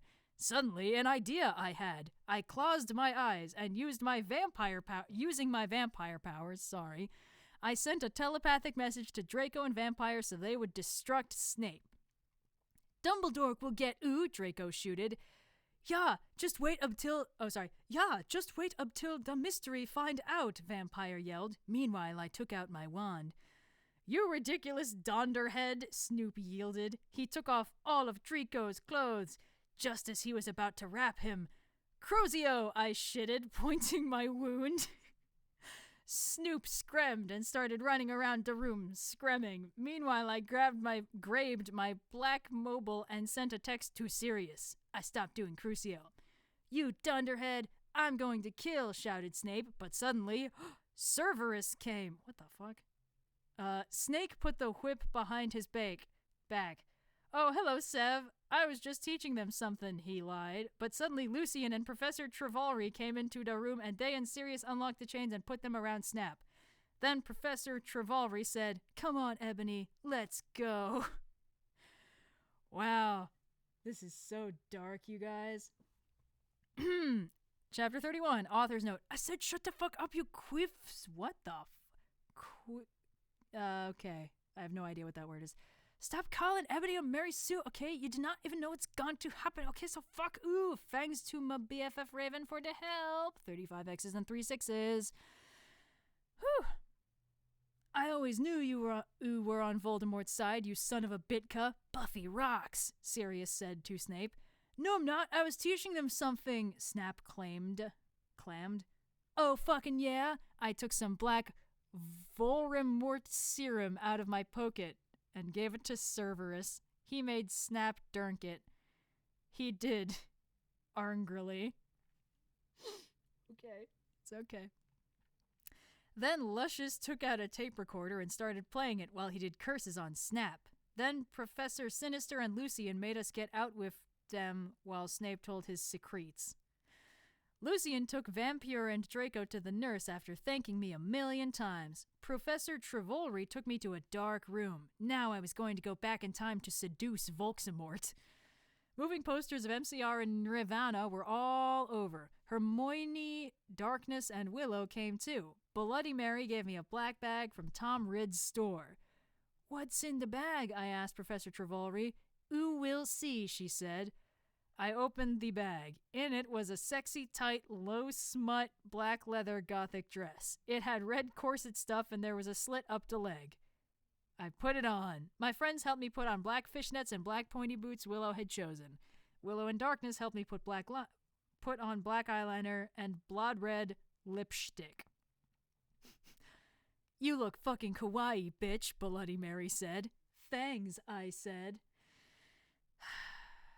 Okay, now you're going to go back in Tim, said Professor Sinister. Ooh, we'll have to do it in a few sessions. She gave me a black gun. I put it in a strap on my fishnets like in Redisnet Evil. Then she gave me a black time tuner. After an hour, used a time tuner to get back here, Professor Travolry said. Then she and Bloody Mary put a pensive in front of me. Everyone went in front of it. Good luck, everyone shooted. Darkness and Willow gave me Death's Touch Sin. Then I jumped sexily into the pensive. Okay, I'll admit I don't really remember how the pensive works, but I don't think that's how the time travel works. Suddenly, I was in front of school. In front of me was one of the sexiest goth guys I had ever seen. He was wearing long black hair, kind of like Mikey Way, only black. He had gren eyes like Billy Joe Armstrong and pale white skin. He was wearing a black ripped-up suit with Vans. It was Tom Bombadil. Oh, no. Oh, hey, thanks for the $200 donation from Make It Stop. Oh, my God. Oh, hey, and just like that, we passed 25,000. Thank you guys so much. Okay, let's keep this up until the 2-hour time slot is done, but I will not be sorry to never read this again afterwards. Chapter 32, author's note. I said stop flamming. I know his name isn't Tom Bodil. That was a mistake. If you did not like the story, then you can go screw yourself. You suck. 35 X's and 3 6's. Let's go. Hi, I said flirtily. I'm N.O.B. Wade, the new student. I shock my pale hands with their black nail polish with him. The name's Tom, he said, but oo can call me Satan. That's my middle name. We shock hands. Well, come on. We have to go upstairs, Satan said. I followed him. Hey, Satan, do you happen to be a fan of Grande? Since MCR and Evanescence didn't exist yet then, I asked. Oh my fucking god. How did you know? Satan gasped. Actually, I like GC a lot too. Get it? Because GC did that song, I Just Want to Live, that sounded really 80s. OMG, me too, I replied happily. Guess what? They have a concert in Hogsmeade, Satan whispered. Hogsmeade? I asked. Yeah, that's what they used to call it in these times before it became Hogsmeade in 2000, he told me all secretively. And there's a really cool shop called Hot Topic, I finished, happy again. He frowned confusedly. No, it's called Hot Issue. He smiled secretively again. Then in 1998, they changed it to Hot Topic, he moaned. Oh, now everything was making sense for me. So is Dumbledore your prince pill? I shouted. Uh-huh. He looked at his black nails. I'm in Slytherin. OMFG, shme too, I shrieked. You go to this skull? Get it, 'cause I'm gothic? He asked. Yeah, that's why I'm here. I'm new, I smelled happily. Suddenly, Dumbledore flew in on his broomstick and started shredding at us angrily. No talking in the halls! He had short blonde hair and was wearing a polo shirt from American Ogle Outfitters. Stupid goths! Satan rolled his eyes. He's so mean to us goths and punks just because we're in Slytherin and we're not preps. I turned around angrily. Actually, I think maybe it's because you're the Bark Lord. WTF? He asked angrily. Oh, nothing, I said sweetly. Then suddenly, the floor opened. OMGFD, no, I screamed as I fell down. Everyone looked at me weirdly. All of that was in quotes. Hey, where are you going? Satan asked as I fell. I got out of the hole and it was back in the pensive in Professor Trevolry's classroom. Dumbledore was there. Dumbledore, I think I just met you, I said. Oh yeah, I remember that, Dumbledore said, trying to be all gothic. Sinister came in. Hey, this is my classroom. Wait, WTF, NOB, what the hell are you doing? I looked at her. Oh, yeah, I forgot about that. WTH? How? I screamed, forgetting she was a teacher for a second, but she's a goth, so it's okay. Professor Sinister looked sad. I was drinking Voldemort's serum. She started to cry black tears of depression. Dumbledore didn't know about them. Hey, are you crying tears of blood? He asked curiously, touching a tear. Fuck off, we both said, and Dumbledore took his hand away. Professor Sinister started crying again in her chair, sobbing limpid tears. OMFG, NOB, I think I'm addicted to Voldemort's serum. Author's note, see you fucking prebs go fuck herself. That's serious issues to go to hell. Wow, okay. All right, cool. My god, isn't this interesting? Chapter 33, author's note. I said shut up, it's not my fault, okay? If you don't like the story, then you're a prep, so fuck you, flamers. P.S. I'm not updating up till you give me 5 god reviews, and this time I meant it. Ooh, suck. Fangs Raven for the help. I promise to help you with your story. Lols. 35 X's and 3 6's. Oh my fucking god, I shooted sadly. Should we get you to St. Mangas, bitch? Hell no, she said. Listen, Egogi, I need your help. Next time you go back in Tim, do you think you could ask Tom Anderson for some help? Sure, I said sadly. I went outside the door. Draco was there. He was wearing a big black GC t-shirt, which was his Panamas. Hey, sexy, I said. How'd it go, Enobi? He asked, and his voice was so sexy and low, kind of like Gerard Way when he's talking. Fine, I responded. We stared to go back into the dorm. How far did oo go with Satan? Draco asked jealously. Not too far, LOL, I borked. Will oo have to do it with him? Draco asked angstily. I hope not too far, I shouted angrily. Then I felt bad for shooting at him. I said sorry. We Frenched. Hold on, I need a tea break out. Oh god.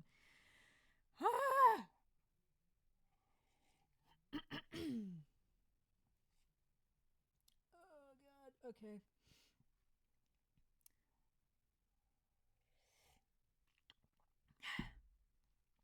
Awesome. What happened to Snipe? I growled. Ooh, we'll see, Draco giggled mistressly. He opened a door. Snap and Lumpkin was there. Sirius was pokering them by staging them with a black knife. Huh. No, please, Lumpkin begged as Sirius started to suck his blood. I laughed statistically. I tack some photons of him and Snap being torqued. Okay, I know this is men, but think about it, people. They are pedos, and Snap tried to wrap them in new sadist rock. Has anyone seen Shrek Attack 3 lols? Whoo!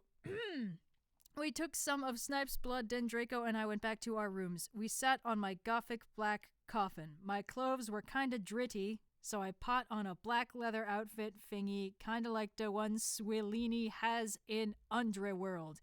If you hadn't heard of it, then fuck ooh! Okay, I put on some black platform high heels. Darko put on Desolation Livers by MCR.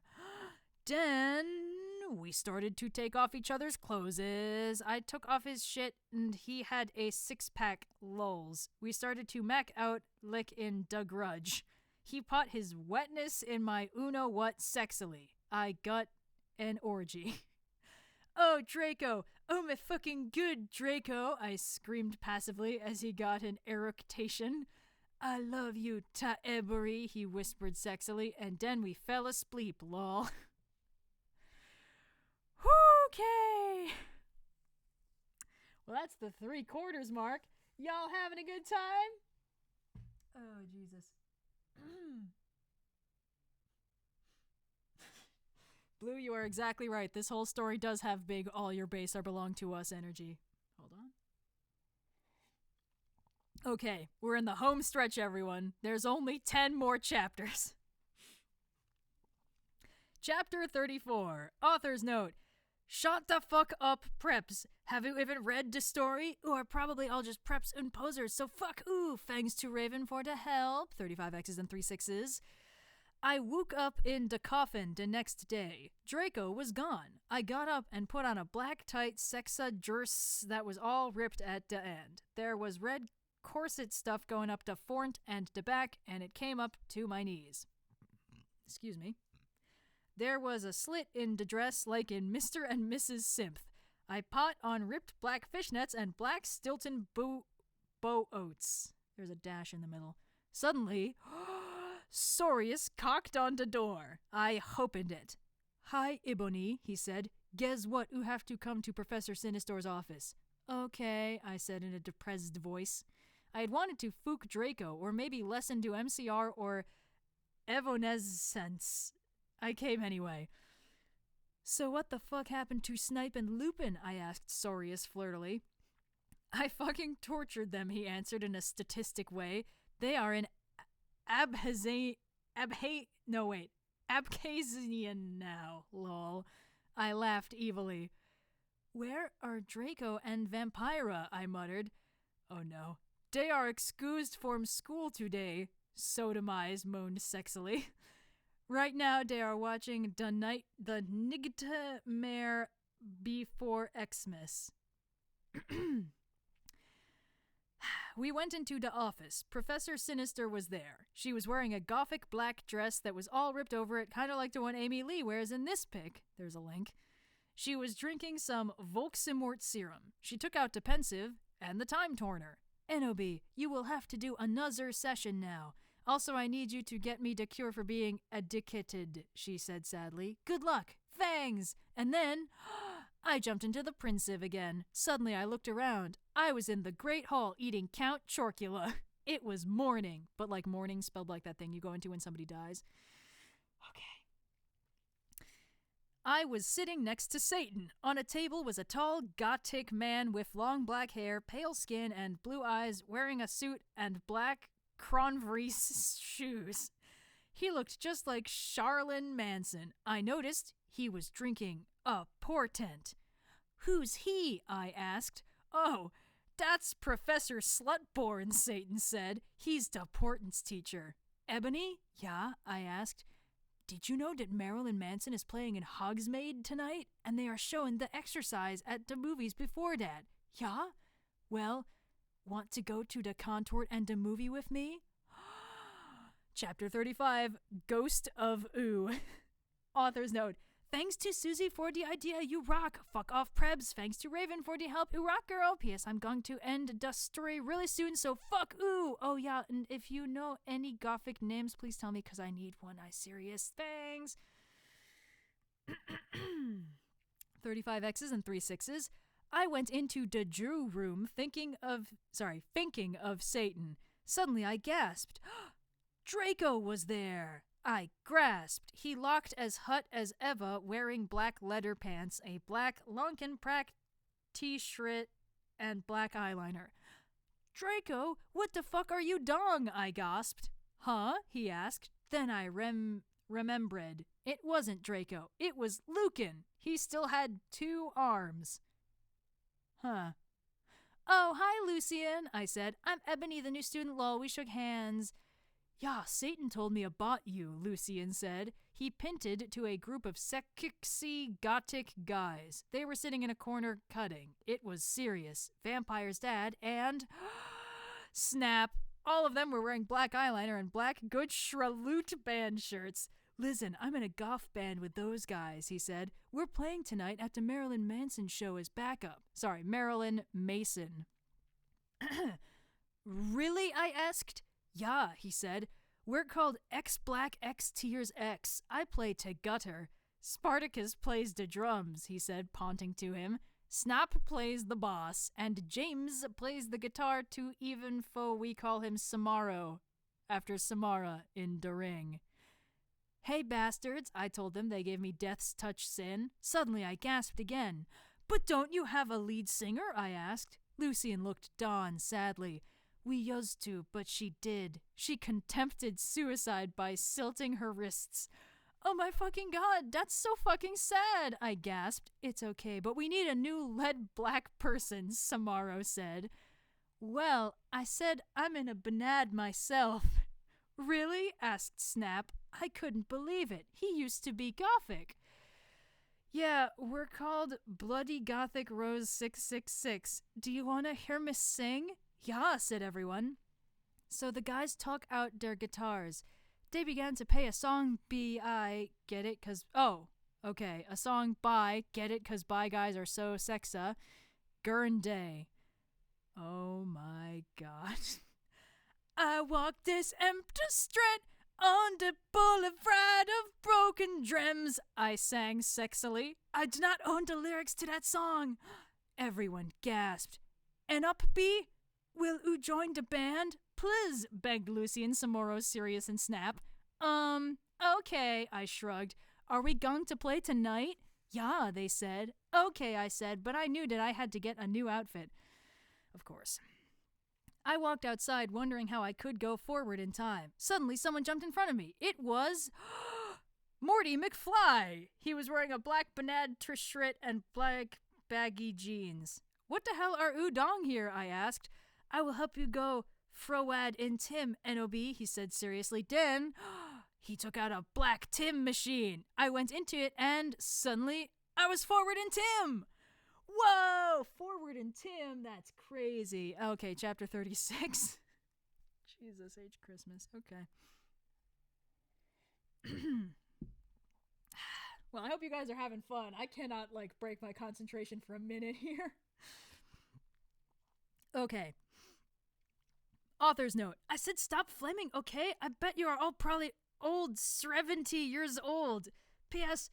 Porter says oo are a prep. Oh yeah, and thanks to Raven for the help. Oo have fun in England, girl. 35 X's and 3 6's. I loked around in a depressed way. Suddenly I saw Professor Sinister, Balody Mary, Socrates, and Draco. Vampire and Willow were there too. OMFG, Sorius, I saw Oo and Samaro and Snap and everyone. I can't believe Snap Oo's to be gothic. Yeah, I know, Sirius said sadly.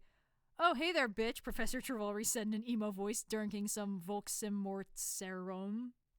Hi, Fooker, I said. Listen, Satan asked me out to a gothic, cornet, and a movie, so I need a sex-son new outfit for the date. Also, I'm playing in a gothic band, so I need an outfit for that, too. Oh, Jesus. Oh, my Satan. Get it, lol, because she's gothic, gasped Bloody Mary. Want to go to Hot Topic for shop for your outfit? OMFS. Oh, I see.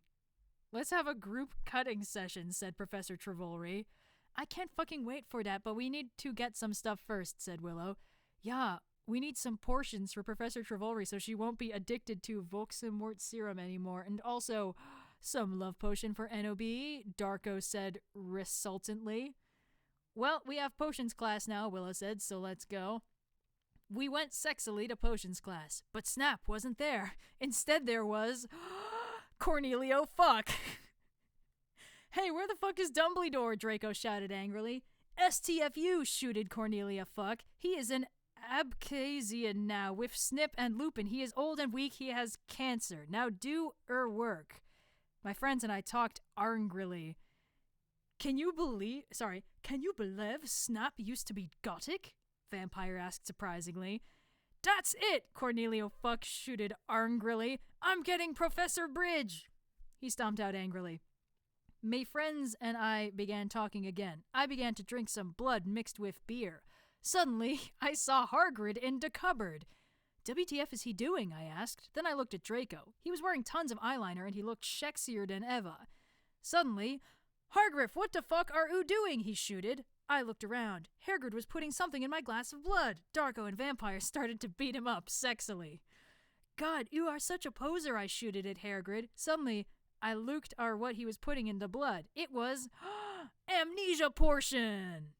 Wow, an amnesia portion. Chapter 37.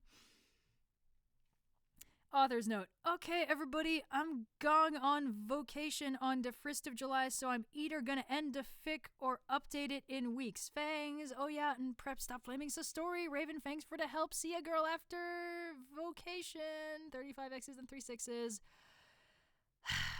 Darko's point of view, LOL. Vampire and I chained Hargrid to the floor. Oh my fucking Satan, Anobi said. She was so hot. Maybe I could use amnesia potion to make Satan fall in love with me faster. But you are so sexy and wonderful anyway, Tata, said Vampire. Why would you need it? To make everything go faster, lol, said Anobi. But you won't have to do it with him or anything, will you? I asked jealously. OMFG, you guys are so scary, said Brittany, a fucking prep. Shut the fuck up, said Willow. Okay, well anyway, let's go to Professor Trevolry's room. Draco Ebory... Wait.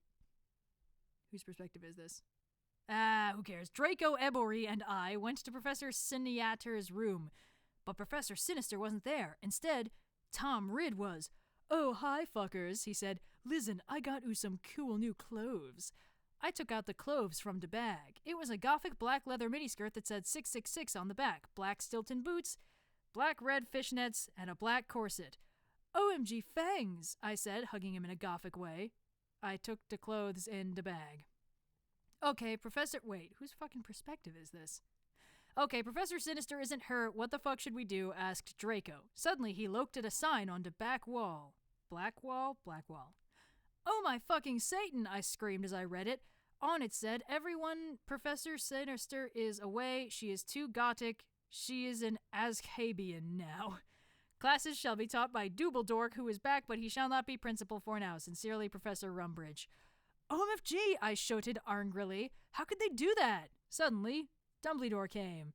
What the hell are you doing in my office? He began to shoot angrily. Suddenly, I saw Morty McFly's black Tim machine. I jumped seductively into it, leaving Draco and Vampire. Suddenly, I was back in Tim. I looked around. It was Professor Slutborn's face. I sneaked around. Suddenly I saw a amnesia potion on his desk. It was black with blood-red pentagrams in it. It was the shape of a cross. I put it in my pocket.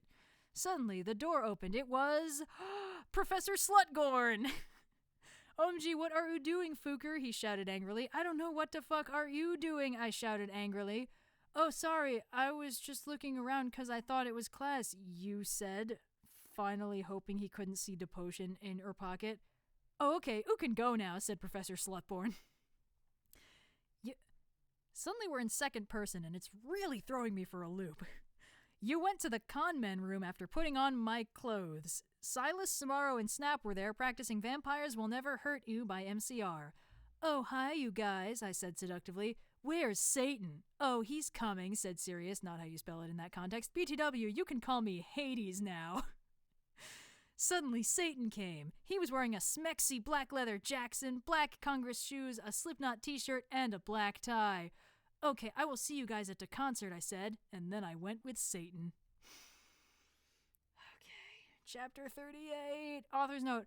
What does everyone think if I end the story and then I add some more to it after vocation? Oh yeah, hasn't prep stuff flaming. If you do not like the story, then take my quiz, okay? Then you will see if you're gothic or not. 35 X's and 4 6's this time. That's new. Okay, Satan and I walked to his car. It was a black car with pentagrams all over it. On the license plate said 666, just like Draco's car. I went in it seductively. Stan started to drive it. We talked about Satanism, lols, he was named after Satan, cutting, music, and being gothic. Oh my Satan, Gerard is so fucking hot, Volksamort agreed as we smoked some weed. 'Cause bi guys are hot, they are so sensitive, I love them, lol, goes fucks a bi guy. Oh my god, my grasp on the English language is just deteriorating the more I read this. Lol, I totally decided not to commit suicide when Helena, I said in a flirty voice. Hey, Satan, do you know the cure for when people are addicted to Volksamort Cerium? Well, he thought, I think you have to drink vampire blood. Suddenly, Volksamort parked the car behind a black movie theater. Satan and I walked outside. We went into the movie Tether, where they were showing The Exorcist. In it, a boy and a girl were doing it. Suddenly a cereal, spelled like the food, killer came, LOL. Satan and I laughed at the blood because we're sadists. While Satan was watching the movie, I had an idea. I took Satan's gothic black Nightmare Before Christmas cigar sexily from his pocket and put some amnesia potion in it. I put it back in his black Emil the Strange bag. Satan turned around and started to smoke it. Black clouds with red pentagrams in them started to fly around everywhere. OMG, Satan said, jumping up. I gasped because I was afraid he'd noticed. NOB, guess what? I knew that the amnesia potion had worked. Amnesia potion has not been invented yet, so it will not work, he said. Too bad, because I wanted to use some on you. Cool. I raised my eye suggestively. And then he took of my clothes sexily, and we started to make out. I talk of his shit. He had six-pack Juster-Lick Gerard way. We Frenched. Excuse me, but you're going to have to leave, shooted the lady behind us. She was a prep. Fuck ooh, I said. Suddenly, I attacked her, soaking all her blood. No, she screamed. All the preps in the theater screamed, but everyone else crapped because Satan and I looked too cute together. Satan and I started to walk outside. So, MG, how did you do that? Voldemort asked in a turned-on voice. I'm a vampire, I said as we went into the car. Seriously? He gasped. Yeah, seriously, I said, drinking some beer. Satan started to drive the car. I smelled happily. Okay, it's too bad we didn't get to see the rest of the movie, don't you think? Yeah, I said as we kissed passively. Satan parked in a black driveway next to the place where Draco and I watched GC for the first time. We went inside where Marilyn Mason was playing and started to mosh, LOL. Anti-people now have gone too far. Geus Christ superstars, screamed Marlin on the stage. We did the devil fingers. I started to dance really close to Satan. He was so schmecksay. He looked at me all emo with his gothic red eyes, and he looked exactly like Mikey Way. I almost got an orgasm. Suddenly Marilyn Mason started singing. I would like to peasant X Black X tier. X Black X tier X. My bad, he said. I ran on stage. Lucian, Samaro, Snap, and Hades were there. They started to play their instruments. I got on Stag. Well, if you wanted honesty, that's all you had to say, I sang. I did not own the lyrics to that song. My voice sounded like a pentagram between Amy Lee and a girl version of Gerard Way. Everyone clapped. Satan got an eructation. I'm not okay, I sang finally. Suddenly, Lucian started playing the song wrong by mistake. OMG, yielded James. What the fuck? Oops, I'm sorry, said Lucian. You fucking ashhole, James shouted angrily. You guys are such preps, Snap said. Come on, it was a mistake. Yeah, it's not his fault, said Sirius. No, he ruined the fucking song, yelled Samaro. You guys stop, I shotoed angrily, but it was too late. They all began to fight. Suddenly, Samaro took out his knife. OMFG, no, shouted Lucan, but it was too late. James tried to shoot off his arm. And then, I jumped sexily in front of the bullet. No, yielded everyone, but it was too late. Suddenly, everything went black. Okay. Chapter 39. I am a trolling genius, LOLs. Disclaimer. I do not own the HP series, and I am not the real XX Bloody Wrist 666XXX. What is happening?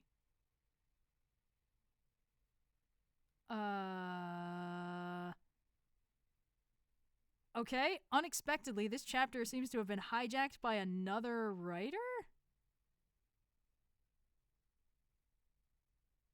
I'm so fucking confused. I don't know if I should read this or not.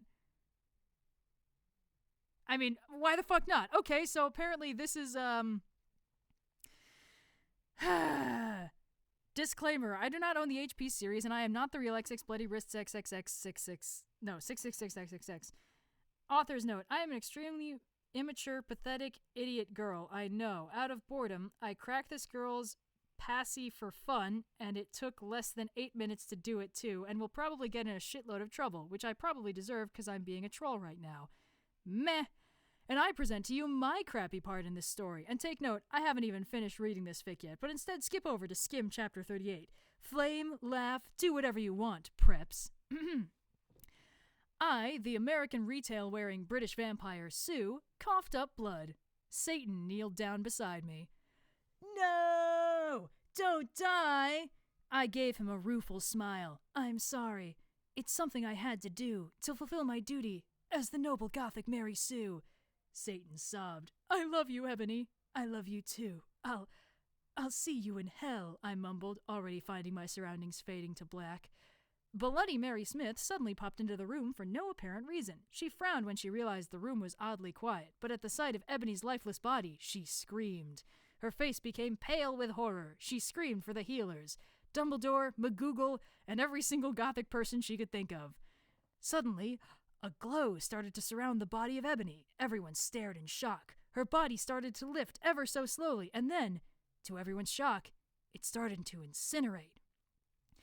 When everyone realized what was happening, they rushed over to try and rescue the body, but it was too late. The Sue became nothing more than a pile of ashes. A loud resounding of everyone bellowing, "No!" filled the room. A flash of white light from the ashes then started to bounce around the room. Everyone cowered in fear and were temporarily blinded. When it was all over, things changed. All the silly goth clothes dropped from everyone's bodies. Author's note, I will refuse to explain how the hell that happened. And in their place, clothes the characters would normally wear in canon appeared on their bodies. When everyone got over the shock of being free of the Gothic power, everybody cheered. Everyone started singing, Ding dong, the Sue is dead. Well, that is, until all the HP characters realized the true implications of becoming more canon-like again. All the characters who were supposed to be dead fell to the floor, their bodies cold and lifeless. Harry and Voldemort started dueling. On the left side of the two, the battle of the light side and the dark side were reaching a climax. And because the replacement author also likes to screw around with canon, Draco and Hermione fled the scene and got married. Meanwhile, down in hell, Ebony shed a single tear because of her current situation, a situation that would live on for all eternity, or at least until the end of fanfiction time. She lost it all, but she knew that she had to remain strong. Nothing would ever break her down. She looked down over her pale body and frowned. Where are my emo clothes? She asked herself in confusion. And then it occurred to her. For her shirt, she was wearing a bright pink polo with a little seagull on the right, or left? I can't remember. Side. Below that, she was wearing a denim miniskirt with a destroyed look on it. Paired underneath that skirt were leggings with a little moose at the bottom. And then Ebony realized on her shoulder she was carrying a pretty bag with an eagle on it that said, Live Your Life written all over the bag. Ebony suppressed the urge to scream. Here she was, decked out in clothes, prepped to the extreme, wearing stuff from Abercrombie & Fitch, American Eagle, and Hollister. Panicked, Ebony hastily tried to take off the Hollister polo, but underneath it there was another Hollister polo underneath. Ebony frowned and looked under her shirt. All she saw was a bra underneath. Dare I point out that it's from the Aerie line available at American Eagle? Ebony tried to remove the shirt again, but to her frustration, there was yet another polo to replace it. This is illogical and does not make any sense, Ebony bellowed out to the air. She failed to see the irony in her statement, how hypocritical her words were, seeing as she was practically calling the kettle black here. Ebony slit her wrists and mumbled to herself, "Oh my god." End crap fic. Author's note. Oh yeah, if you want to see the original content this chick had planned for this chapter, I accessed it through the document manager thingy, which I copied and pasted, so you can read it here. Author's note. STFU preps get a lift. Ooh, suck. Oh, and from now on, I'll be on vacation in England until like August, so I won't be able to update for a while. Lols. Thanks to everyone who reviewed, except the preps who flamed. Fuck you, MCR Rule 666. Back to your regularly scheduled 35 X's and 3 6's. Okay. I woke up into Nurse's face on a special gothic coffin. Hairgrid was into bed opposite me in a coma cause Vampire and Draco had bet him up. Mr. Norris was cleaning the room. Oh, Miss Satan, what happened? I screamed. Suddenly, Volksamort came. He looked less mean than usual. Get the fuck out, you fucking bastard, I yielded. Thou hath not killed Vampire yet, he said angrily. Suddenly, he started to cry tears of blood, all selective. Volksamort, OMFG, what's wrong? He asked. Suddenly, Lucian, Professor Sinister, and Sirius came. Bloody Mary and Vampire were with them. Everyone was holding black boxes. Voldemort disappeared! OMFG, Enoby, you're alive! Screamed Vampire. I hugged him and Bloody Mary. What the fuck happened? I asked him. Oh my Satan, am I like dead now? I gasped. Enoby, you were almost shot, said Sirius, but the ballet could not kill you since you were from another time. But thanks anyway, said Lucian, holding out his arm. I gasped. He had 2 arms. OMG, I can't believe Vampire's dad shot you, I gasped. Well, to be honest, Snap was possessed by Snap back then, said James. Yeah, he was a spy, Sirius said sadly. He was really a death dealer. And he was such a fucking poser, said Lucian. He didn't even really know who GC was until I told him. Well, anyway, everyone started to give me presents. I was opening a black box with red 666s. There was a DVD of Corpse Bride in there on it when I gasped. Mr. Norris looked up angrily cause he hated goths. Hey, has anyone fucking seen Draco? I asked gothically. No, Draco told me he would be watching Hose of Wax, said Professor Trevolry. He doesn't know it or better. Anyway, Norse said you could get up. Come on. I got up suicidally. Lucian, Sirius, and Professor Sinister left. I was wearing a black leather night gun. Under that I had on a sexy black leather bra trimmed with black lace with a matching thong that said Gothic Girl on the butt and sexy fishnets that kind hooked onto my thong. If you don't get the idea, massage me, I'll tell you. I put on a black fishnet top under a black MCR t-shirt, a black leather mini with black lace, and Congress shoes. I left the hospital's wings with Bloody Mary, Willow, and Vampire. Oh my god. OMFG, let's celebrate, gasped Willow. We can go see Hose of Wax with Draco, giggled Vampire. Let's go listen to GC and cut ourselves, 666, said Hermione. We opened the conmen room door sexily, and then... I gasped, sorry. Draco was there doing it with Snape! He was wearing a black t-shirt with 666 on the front and baggy jeans. You fucking prep, we all yielded angrily. Yeah, you betrayed us, shooted Vampire angrily as he took out his black gun. No, you don't understand, screamed Draco sadly as he took his thingy out of snakes. No shit, you fucking suck, you preppy bastard, said Willow, trying to attack him. You rock, girl. I ran suicidally to my room. I sexily took a steak out. It still smelled like the food. It'll be no, screamed Draco, but it was too late. I had slit my wrists with it. Suddenly, everything went black again. Okay. Alright, so, it's, the end of the 2-hour time slot I had allotted for the stream, and we are not done with this absolute shit show. But we only have 4 chapters left. So you know what? I'm just gonna finish it, okay? I'm going to finish this stupid book. This book, story. Tea break. All right, chapter 40. LOL, someone has taken my account over.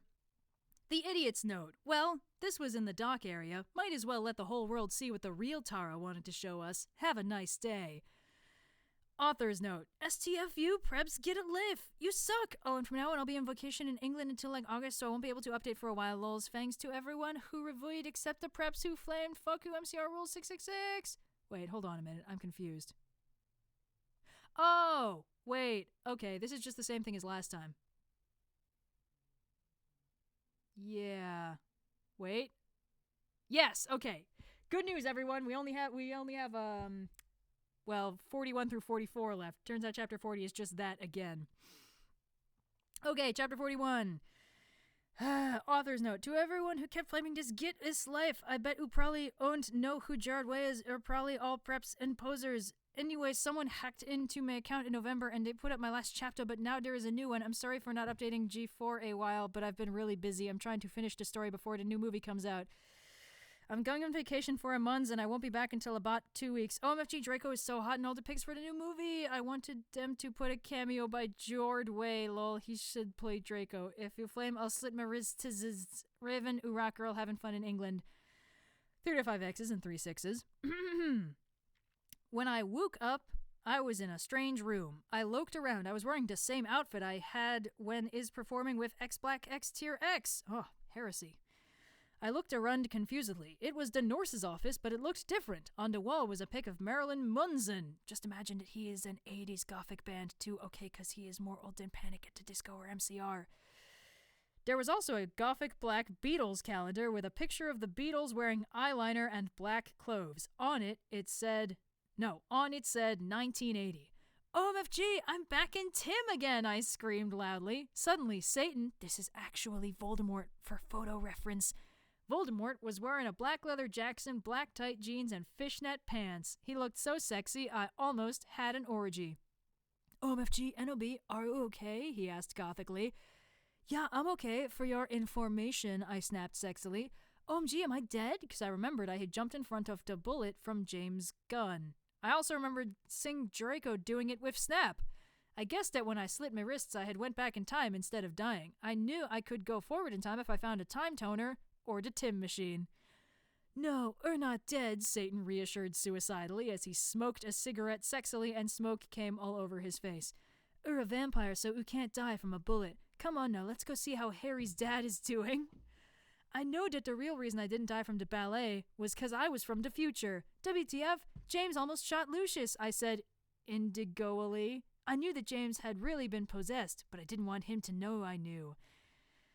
Yeah, I know, but he had a headache. He was under a lot of stress, Satan reasoned evilly. I guess that's okay, I said, because James hadn't really shot Lucian. Also, I knew that Lucian would now have 2 arms instead of 1. I walked seductively outside with Satan. Suddenly, I saw a totally sexy gothic bi guy. He had bleached blonde hair with black streaks up to his ears, and he was wearing gothic black eyeliner, a black Green Day shirt. It showed Billy Joel with blonde hair since it was the 80s.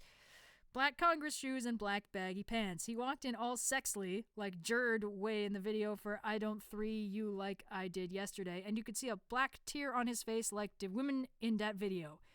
Hey, he said all quaintly and gothically. Who the fuck is that? I asked angrily because I did not know him. This is... Hedwig, said Volksimort. He used to be an X-Black X-Tier X, but he had to drop out because he broke his arm. Hey, Hedwig, I said seductively, even though I was not trying to be. Lol, hi, Enobi, he answered, but then he ran away because he had hair of magical creature. He was humming Welcome to the Black Parade under his breath. I know that is not 80s, but pretend it is okay. Bye, I said all sexily. That was Hedwig. He used to be my boyfriend, but then we broke up, Satan said sadly, looking at his black nails. OMFG, I can get you back together, I said, fingering something I didn't know was in my pocket. A black coot is what we aim for Cydio iPod that I could take videos with. Don't anyone else know about them? They kick ass. Okay, you can forget about our class for now, Hedwig. I'm going to show you something great. I led them to the Great Hall. Come on, you guys. Lucian, James, Sirius, and Snake were all in the Great Hall. Lucian wouldn't talk with James because he had tried to shoot him. Go fuck herself, you fucking douche, he shouted at him. Draco is never going to be friends with Vampire now. Yeah, go fuck yourself, Samaro, Snape agreed, but I knew he was lying because it had been his fault James had almost shot Lucian. Be quiet, oo guys, I said sexily. My plan was working great. Now I could make Voldemort good without doing it with him. Now Vampire's dad would never die, and okay, Satan and Hedwig, you guys can start making out, I said, and I started to film them with the iPod.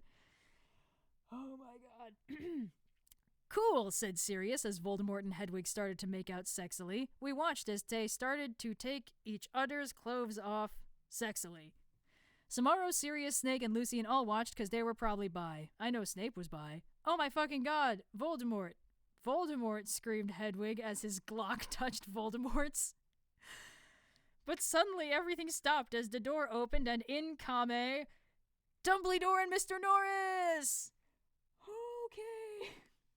So looking at anything but this for a minute, I can't help but notice that we're like just over $200 away from actually clearing $26,000 for the night, which would be kind of amazing. So we got 3 more chapters. Let's see if we can muster up about $300 in that time. Chapter 42, The Black Parade. Author's note, OMG, the new book is coming out really soon. I can't wait. I think that Snap will be really the same person as Voldemort because they are both half-bloods, so that will explain why he killed Dumbledore and he hated Harry. And then Harry will have to commit suicide, so Voldemort will die because he will really be a Horcrux. Oh, wow. They were right on the money with one of those things. OMG, I hope Draco and Harry get together. That would be so schmexy, won't it? If they don't, then JKR is homophobic. Homophobic. Thanks for the help with facts, Medusa. You rock. Okay. 35 X's and 3 6's. I sat depressedly in Dumbledore's office with Hedwig, Satan, James, Sirius, Snap, and Lucian. Dumbledore was sitting in front of us cruelly. He looked more young than he did in the future. He had taken the iPod away and was now listening to a shitty Avril Lavigne song. What the hell is this anyway? He cackled meanly. I hoped he didn't find out that I was from another time. Oh, excuse me. Whatever, oo do, don't blame Ebony, oo jerk, Satan said. Yeah, seriously, she was just trying to get Satan and Hedwig back together, Sirius said deviantly. Be quiet, you Satanists, Dumbledore cockled. If we're lucky, I'll probably send you all to Azkaban. Oh wow, they spelled it right this time. That will teach you to copulate in the Great Hall. He changed the song onto iPad to a NSYNC song. Suddenly I noticed something strong about the iPod. It was slowly chonging. Dumbledore didn't notice. Sorry, notice. You fucking poser, I muttoned. I bet you've never heard of GC, James said. No, I knew what the iPod was chonging into. Morty McFly's Tim Machine. Shut up, Jones, Draco's dad shouted. Yeah, shut up, Snake said prepperly. No, ooh, shut up, Dumbledore, said Tom. I've had enough of ooh Satanists in my school, shouted Dumbledore spuriously. Suddenly, I grabbed the iPod from him. Everyone, jump in before it's too late! I jumped into it, but only one other person jumped in. It was Satan. You dunderheads! Exclamation point, exclamation point, exclamation point, 111, screamed Dumbledore wisely as we went. I looked around. I was in the Slytherin conmen room with Satan. I was wearing a black plaid miniskirt with hot pink fishnets, a sexy black MCR corset, and black stiletto boots with pink pentagrams on them. My earrings were Blake's Satanist sins, and my raven hair was all around me to my mid-black. Hey, cool, where is this? He asked in an emo voice. Okay. This is the future. Dumbledore's iPod that he tried to take away from me was really also a Tim machine, I told him. Cool, what's an eye patch? He whimpered. It's something oo use to listen to music, I yacked. OMFG, cool. Wait, was a 4-letter word dirt? He asked in his sexa voice. I guess sand, I laid confusedly. You and me both, sister. Yeah, I was just trying to make sure we were still the same person, he triumphantly giggled. Suddenly, some of my friends walked in. OMG, you're fucking alive, said Jimmy, wearing a Blake leather jacket, black baggy pants, and a gothic black from first to last shirt. I explained to her why I was alive. Konnichiwa, bitch, said Willow. She was wearing a black corset showing off her boobs with lace all around it and red stripes on it. With it, she was wearing a black leather miniskirt, big black boots, white foundation, black eyeliner, red eyeshadow, and black lipstick. Hey, motherfucker, said Diablo with his red hair. He was wearing a black P?ATD t-shirt and black baggy pants. Hey, who's that, Ebony? Bloody Mary questioned as she walked in wearing a black t-shirt with a red pentoram on it with lace at the bottom, red leather pants with black lace, and black stilettos. Okay, I don't want to break character, but that is the most hideous outfit they've described thus far. Oh, it's Satan, I told her, and she nodded, knowing the truth. Suddenly, Satan started to cry. Are you okay, Satan? We asked concernedly. OMFG, you're from the future. What if you don't like me anymore because we're from different times, he asked. No, I still like you, I said sexily to him. Okay, he said reassuredly. I let him listen to Teenagers by MCR on my iPod while I was about to go outside to find some things. I gave Diablo a signal to keep Satan occupied. Satan fell asleep. Okay.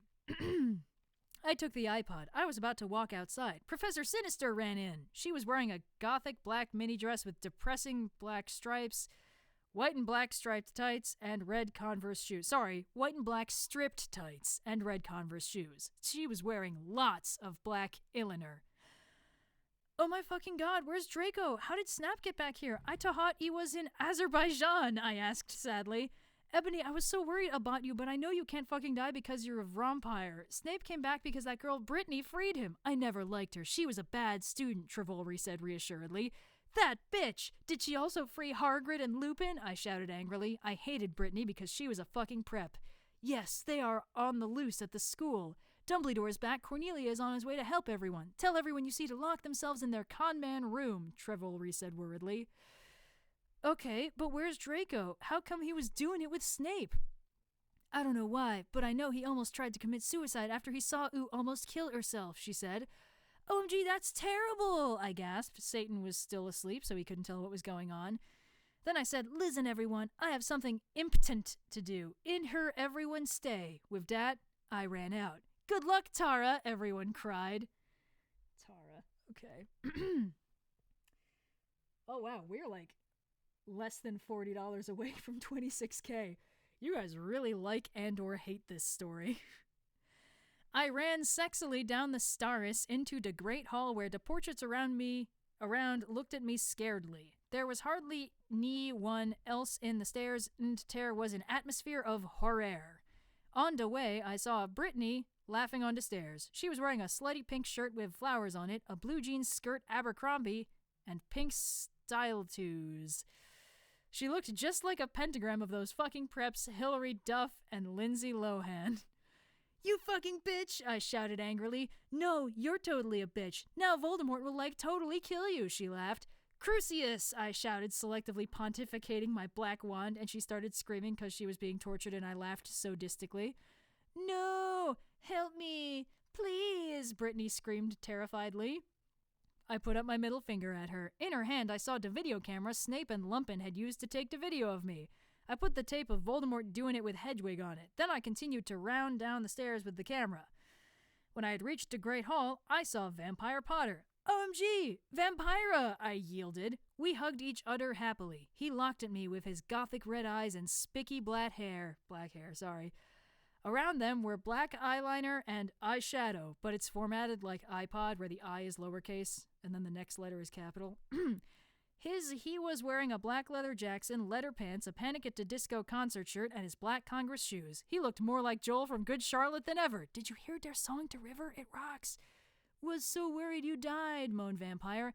I know, but I'm a vampire, lol. When I woke up, I was back in 1980, so anyway, I bought Voldemort from when he was young with me.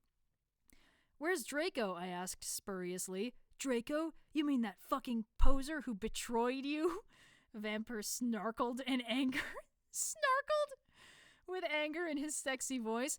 I know, but we have to find him, I said, smarty. I'll do it then, Harry said angstily. Okay, I agreed. Suddenly, all the lights in the room went out, and then the dork Mark appeared. Oh my fucking Satan, Harry shouted. I think Voldemort has arrived, I said anxiously. Fuck, I have to find Draco. I guess we should separate. Okay, Vampire said, deapparating.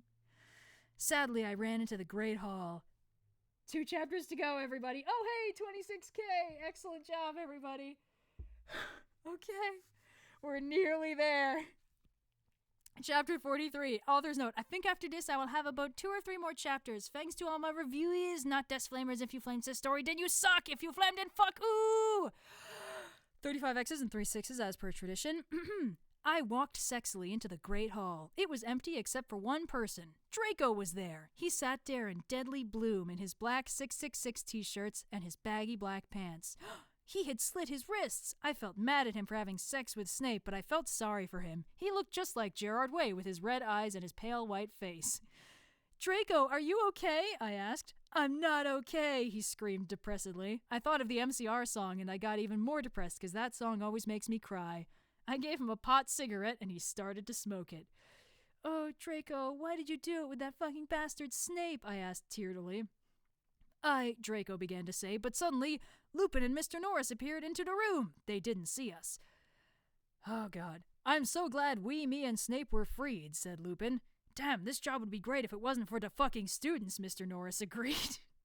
I mean, that's just kind of accurate to his portrayal in the book. I mean, obviously Mr. Norris is the cat, but Pop Adelum, I yelled angrily, pointing my wand at them. No! Lupin shouted as chains came on him. Mr. Norris ran away. You fucking perv, I said, laughing with depths of evil and depressedness in my voice. Now you have to tell us where Voldemort is or I'm going to torture you. I don't know where he is, said Lupin. Suddenly, Satan and Vampire ran into the room. Vampire didn't know who Satan was, really. Oh my Satan, we were so worried about you guys, Vampire said. I looked sexily at Draco with his gothic red eyes with contacts, black t-shirt that said 666 on it, and pale skin like Gerard Way. Vampire with his sexy black hair and red eyes just like Frank Iero, and Satan who looked just like Brendan Urie then. I selectively took the caramel from my pocket, and then I began Frenching Draco sexily. Lupin gasped. Draco began to take all of his clothes off, and I could see his white sex pack. Then Vampire took his own clothes off, too. We all began making out together sexily. I took off my black leather bra, my black lace thong, and the rest of my clothes. Everyone took their Glocks out, except for me. I'm a girl, lol. Oh, me Satan, Draco, I screamed as he put his hardness in my thingy. Then he did the same thing to Harry. I began making out with Satan and he joined in. OMS, cried Vampire. Oh, Vampire, Vampire, I screamed. Oh, Satan, yelled Harry in Plessor. Who's Harry? I thought his name was Vampire. Lupin watched in shock. We took turns doing torture curses on him because we were all sadists. Suddenly, a big black car that said 666 on the license plate flew straight in through the windows. And Snape was in it. And Snap was in it. Okay, that's the end of chapter 43. Home stretch, everybody. Chapter 44, the last one that was ever published. Author's note. Well, I have nothing to say, but everyone stop glamming, okay? If any gothic people are reading this, then ooh rock. OMG, I still can't wait for the movie. Tom Fletton is so hot, lol. I hope Harry will become gothic because my friend told me he's really emo in this book. OMG, I'm leaving W pretty soon. Can't wait. This will probably be the last chapter until I come back. And then we never heard from them again. 35 X's and 3 6s, the final edition. That's me car, shooted Draco angrily, but suddenly it was revealed who was in the car. It was Snape! I shall free you, Lupin, but first you might help me kill these idiotic Donderheads, he said cruelly from the car as it flew circumem-sizing above us. Ebony, Darkness, Dementia, Raven, Way must be killed. Den the Dork Lord shall never die. You fucking prep, yelled Draco. Then he loked at me sadly. I forgot to tell you, Ebony, Snape made me do it with him. I didn't really have sex him, but he's a ropist. We all put our clothes on quickly except Satan. We were so scarred, but Satan didn't change. Instead, he changed into a man with gren eyes, no nose, a gray robe, and white skin. He had changed into Voldemort! I knew who thou were all along, he cackled evilly and sarcastically at me. Now I shall kill thee all! Thunder came into room. No, please don't kill us, pleaded Vampire. Suddenly, Willow, Bloody Mary, Diablo, Ginny, Dracula, Fred and Gorge, Hagrid, McGonagall, Dumbledore, Sirius, and Lucian all ran in. Whew! What is the meaning of this? Dumbledore asked all angrily, and Voldemort looked away because Dumbledore is the only wizard he is scared of. He did a spell, and suddenly his broomstick came to him sexily. Volksamort flew above the roof evilly on his broomstick. Oh my goth, Slugborn gasped. Get it? 'Cause I'm gothic. Okay. The Dark Lord shall kill all of you. Then you must submit to him, Snape ejaculated menacingly. Oh, I'm not going to use that word. Well, maybe I will. Whatever. You fucking preps, Sirius shouted angrily. I know a 4-letter word for dirt. Cruciatus, screamed Harry, but the sparks from his wand only hit Draco's car. It fell down. Snap quickly crawled out of it and picked up the Cydio camera. Oh my fucking god, I cried, because the video of me in the bathroom, the video of me donging it with Draco, and the video of Satan doing it with... If you kill me, then these Cydios will be shown to everyone in the skull. Then you can be just like that gothic girl Paris Hilton, he laughed meanly. No, I screamed. FYI, I have the picture the picture of Ooh doing it with Lupin. What? Okay. What's she talking about? Lupin slurped as he sat in chains. I saw too, she's gonna show everyone the picture, Harry shouted angrily. Shut up, Lumpkin roared. Foolish ignoramuses, yielded Voldemort from his broomstick. Thou shall all die soon. And once again, die is spelled like hair and clothes. Think again, you fucking muggle poser, Harry yelled, and then he and Diablo and Navel both took out black guns, but Voldemort took out his own one. You guys are in a Latin standoff, I shouted, despairingly. Hold on. Despairingly. Acco Neville's wand, cried Voldemort, and suddenly Neville's wand was in his hands. Now I shall kill thee all, and Evany, Ooh will die. He made lightning come all over the place. Save us, Ebony, Dumbledore cried. I cried sexily. I just wanted to go to the common room and slip my wrist with my friends while we watched Shark Attack 3 and Saw 2 and do it with Draco, but I knew I had to do something more important. Abracadabra, I shooted. And that was all she wrote. Oh my god. Okay, well.